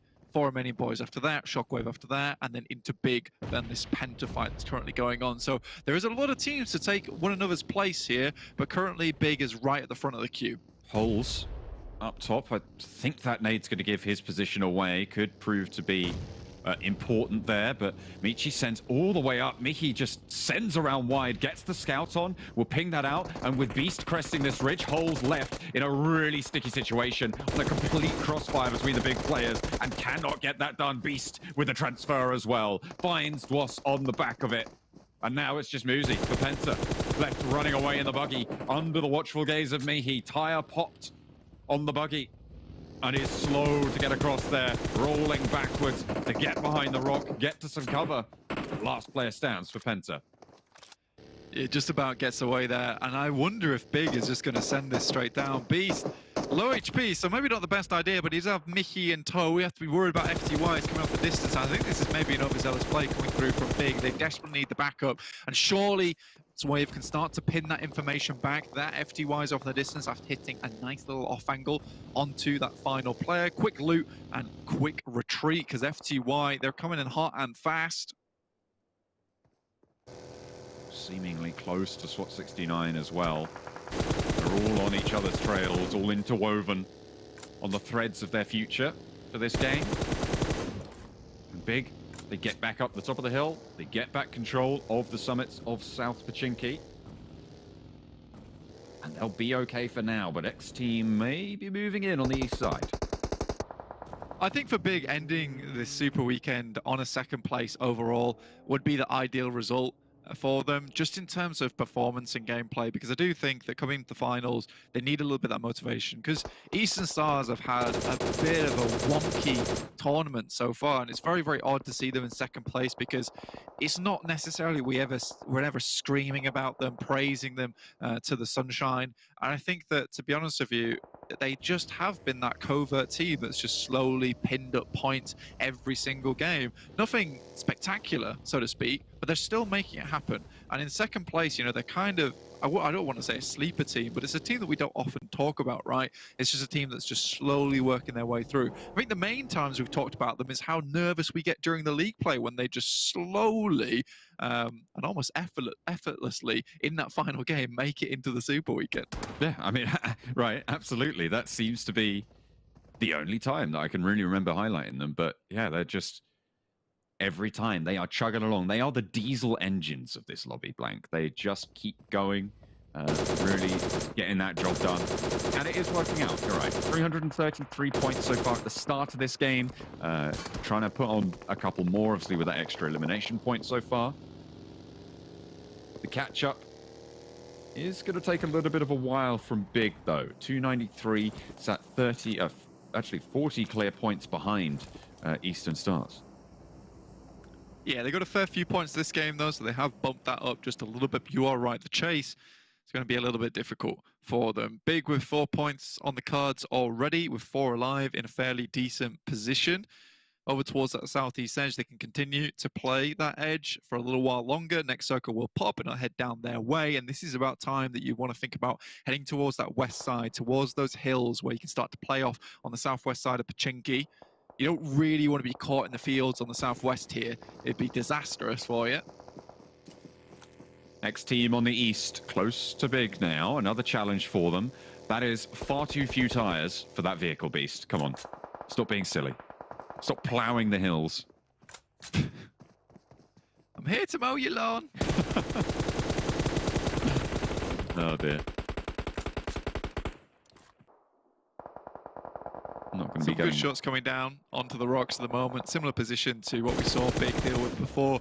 I think the only reason he is dragging that car over there is purely for not emotional support, but compound support, right? Giving themselves something to play behind, because there's very little cover when it comes to these hillsides. And sometimes you just have to create your own. And Beast, you know, here's one he made earlier. With a big shift down to the southeast as well, it's going to be fairly invaluable to have that sort of cover, to have that sort of backup. Eastern Stars, the Diesel team, trying to move up in these hillsides as well. Big fending off this position will start to get tougher now. I like that from Swave. Nade comes up and he's just wandering around like, oh bloody hell. Absolutely torn apart here with the shrapnel. Oh, no. Maybe get out of the way, maybe I need to go up the side, but Athis has really got this on target. Knows there's one more here, and someone needs to get around the side, start taking shots, and they do. Beast finally there on the off angle, John, like you said.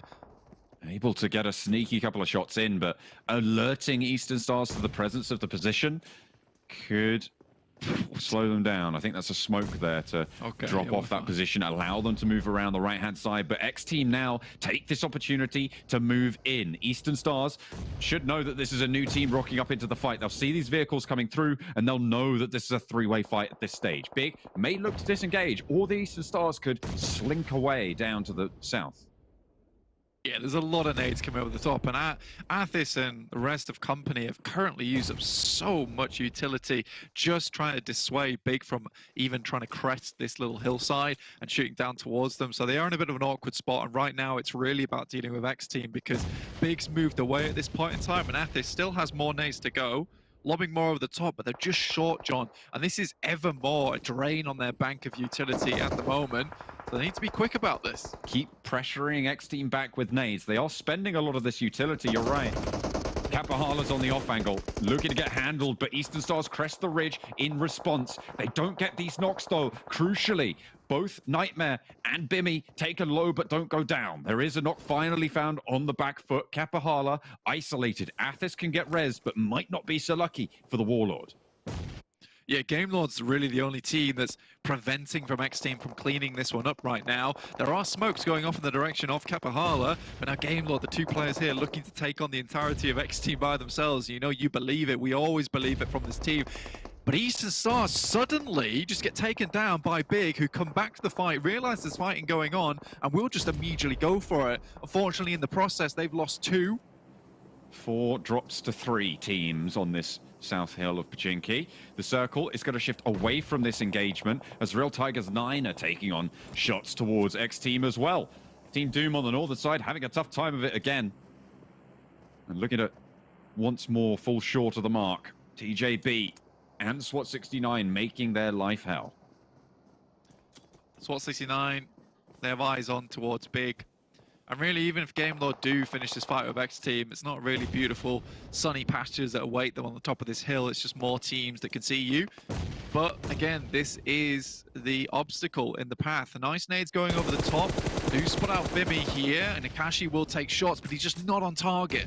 Bimmy nails the shots over towards Akashi. Victor, the last player now for Game Lord standing. XTEAM losing players to nades from Victor himself. Smokes going to be thrown down the hill. But Bimmy, do you want to commit to this, or do you want to get to the next zone? I feel like in terms of point scoring average, it might be better to try and commit for the zone, but sends down the hill, wants these reses.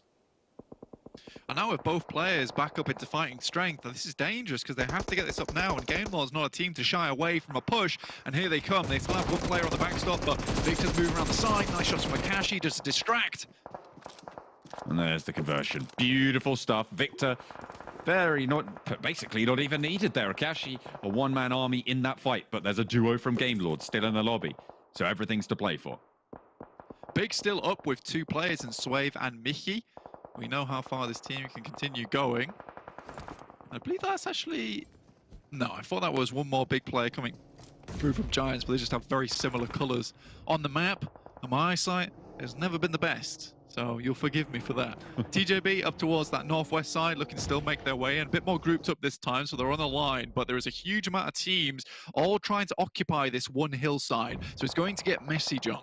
Really, really is. TJB, Shockwave, FTY with their entry to the southeast side of it, a little bit further away, can take some pot shots. SWAT69 on the hill main, but clear visions on the north side also have vision here. 0 from Team Doom, just trying to survive as long as possible. Shockwave down to 3. Terminus behind the tree here. Lin moving it in with the vehicle again. They're so important at this stage of the game, especially for getting up this hillside. You don't really want to be caught out in the open, just sprinting it up the hill. You'd be out of breath and also out of life when people start sending the bullets your way. Nemo on the top side, nade in hand from the top of the rock. Sends it towards Shockwave's direction. There's our Nemo. Goodness me, that is one bold push coming out on the swing for TJB. Gets some scouting out, gets some crucial information, and they can back it up, but TJB taking heavy punishment here, going down to the play zone for that car swing as well. Lin behind this tree. Phonics looking down the valley towards TJB. I don't think they're going to last out much longer here. Don't think Zero's been spotted in this position, but very close to clear visions. An almost suicidal run coming through from TJB straight out into the blue and sending it round. I mean, picking up these vehicles, yeah, it's going to become useful in the late game, but sometimes you're going to just prioritize staying alive in the circle. GK first takes a massive battering there and will be sent down after he gets belted away by FTY. And now Langzi has to provide support for the rest of the team. You can see SWAT69 just perched on the top side here, still sending bullets down. Trying to eke out any sort of presence here. Lin back in the vehicle. GK first down to a nade after the re-res. Langzi standing against Shockwave. Will cut down 1, will cut down 2. Shockwave eliminated, and TJB still have 2 players standing to get on with. 0, 14 Doom, finds 1, finds 2 on this hillside, and now it's just Nemo for SWAT69 as well. Goodness me, I mean, TJB, yes, they're the crazy sailors that head out into the storm, but they've certainly weathered the storm here. Unreal will be taken down after a very, very good performance there, but TJB still have a long way to go. Team Doom out yet again, 4 eliminations. I mean, they're closing that gap a little bit against 4 Romanian Boys, but only by 5 points, and that's not going to be enough. TJB With Nemo down the hill, they'll know there's a player in that smoke, or they certainly should do, but TJB have their own things to worry about. Giants, 4 players. Clear Visions, 4 players alive.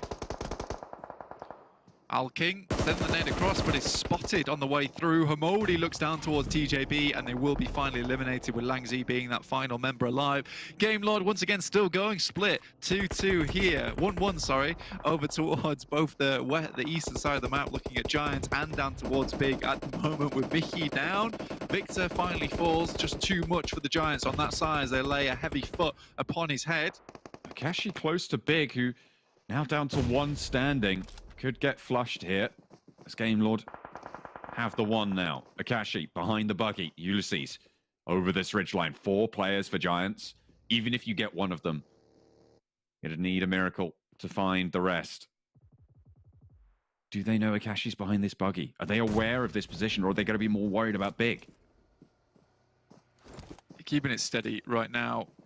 Slowing it all down for the time being. Akashi just unwilling to give away his position, but eventually he will be spotted out. FTY can become Big's position. Now they have to really play out of their minds here to make this happen. FTY sent back, though, have the DBS in hand, which seems to be becoming more and more of a staple weapon in these final zones. Ooh, Akashi spotted. Game Lord eliminated. Giants clear that threat. Nade in through the window. Mihi's position known. This shack will be burnt out. I think he might have found a little bit of safety there in the back corner. Mihi tries to stay in. Swave gets spotted. I don't know if Mihi has been. I wonder if they think that this shack has been cleared now. Could prove to be disastrous. FTY with 3. There is a nade in hand, but looks like it's going up towards Ulysses' position, as they don't think there's anyone in these compounds anymore. And like you said, I think they think they've cleared everything. And Giants is the new threat, because they're on the backside. They wouldn't be holding in this compound whatsoever. So Michi, a little bit of luck on his side here. Circle heads over towards the west, where Zodox currently is with the rest of FTY. They can kind of just run it back now. They don't particularly have to keep fighting out Giants. They can move over towards Zodox's position and play from the staging. Salazar, oh, he puts the nade in, and Mihi feels the brunt of that damage. Could bait the Giants into pushing this ridgeline. If FTY stay around just a little bit longer, could be a couple of knocks sent up towards Giants. You can't push this if you're Giants right now. Uh-oh. Take it back. Yeah, that's how that works. I mean, eventually the circle was going to push Mihi out into a bad spot. Still 4th place with the amount of limbs that they were able to get is really, really nice for Big there. And I think that, again, it's one of those cases where they're just losing too many members. They do take some very, very significantly difficult fights that they tend to win out of. And I don't know if it's a false positive where they put themselves in these difficult positions, and because they're so individually skilled, they're able to get out of them. They keep putting themselves in this situation. Nice shot comes through from Zodox. We'll get rid of one of the backstop members from Giants. And now FTY can start to try and close out another chicken dinner, which they have had difficulties with before, but slowly but surely are getting better at it. That passivity they've had in the late game is starting to be shed away. Shinyo right on the border. I mean, there's a smoke right there, so you probably are aware there's a player near this location. But FTY with Zodox and Nox down in the valley, that's going to be the main attention drawer. The circle moves away, and FTY are faster to rotate towards it. This ridgeline, this little cubby, it looks good right now, but potential to be shut down. Shinyo! Oh, he steps up. They didn't know he was there. He absolutely blindsides Giants, and now Nox is standing up to take all the last players. Giants send a nade back out. It's just Nano needs to take care of everybody else now, but he can't do it. FTY, Shinyo with an excellent blindside. Giants are eliminated. And what a way to close it out for FTY. Shinyo, the Shinigami here, absolutely the death god in these games, because he just comes out of nowhere for FTY every single time. A very, very patient play where they play everyone over towards the circle side. I think the majority of the team's over there, and then Shinyo stands up from behind the tree, played that marvelously, and then to quickly get those 2 transfers as well, John, goodness me, Shinyo really popped out of the bag there. Yeah, FTY had a stronger spot than Giants, but still, like, he made that fight significantly easier for them. I think they just didn't believe that there was a player that could possibly be behind that tree, right? It was no way. There was no way that he's standing there. They let 2 players be completely broadside to it, and with no cover on that position, you should be landing those spray downs. Shinyo does land those spray downs. We know that.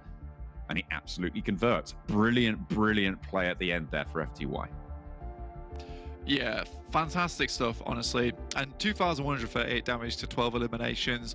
It's not an easy place to play on that hillside where there's so many teams there. You really have to pick your fights very, very carefully. So it's no wonder that they take 800 damage. Nox here with 867 total. Good stuff with most eliminations at 5. Really had a good game here from Nox overall. And I think that, you know, when you're playing that area, sometimes, yeah, you do get lucky and you just come out better than the rest from the pack that just had that massive bar brawl on that side of the map. But you do need to be able to set yourself up for that late game after all that's gone down. And I think for FTY, this was a massive test for them in terms of closing that kind of game out from a difficult position, because a lot of times where we've seen FTY struggle is from easy wins.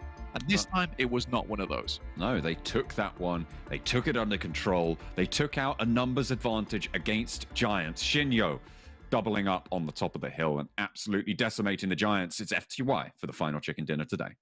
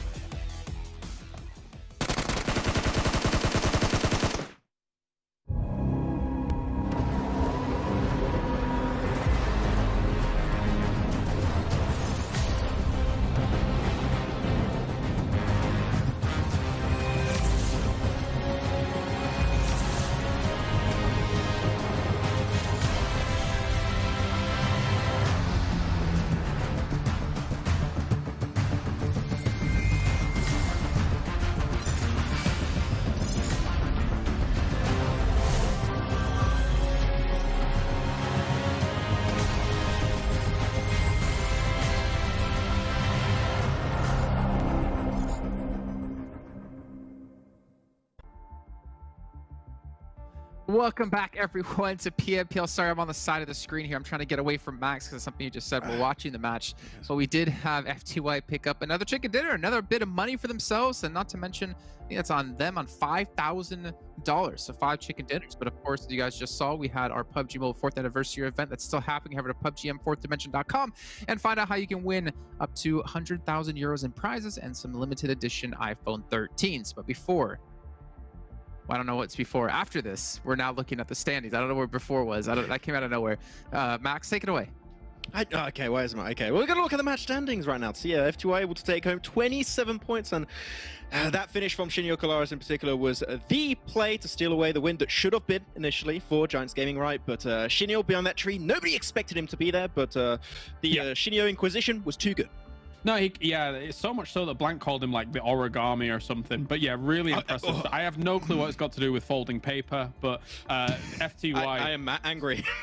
27 points going their way. I mean, what? That makes them the second in terms of the overall wins in the Super Weekends now or something? That's pretty cool. Yeah, I think you just mortally wounded Maxman by saying that, actually. That's fine. I don't know how to feel about So this. that's some emotional damage if I ever heard it. Game Lord, 9 points. Shockwave, 8. SWAT69, 7 as well. Let's take a look at the second page, though. Big able to continue their trend with 7 eliminations here. Team Doom, okay, 4 points. I think this is actually their highest point scoring match they've had, right? Yeah. They were on 7, I think, before this. So that puts them at 11. And that gives them 10 matches to score like over 100-something points. So over 10 point per game average. It's looking not likely at all. I think it's fair to say that when you hype up Team Doom for getting a 4-point game, I think it's fair to say they did not have a good day. So a little bit unfortunate for Team Doom.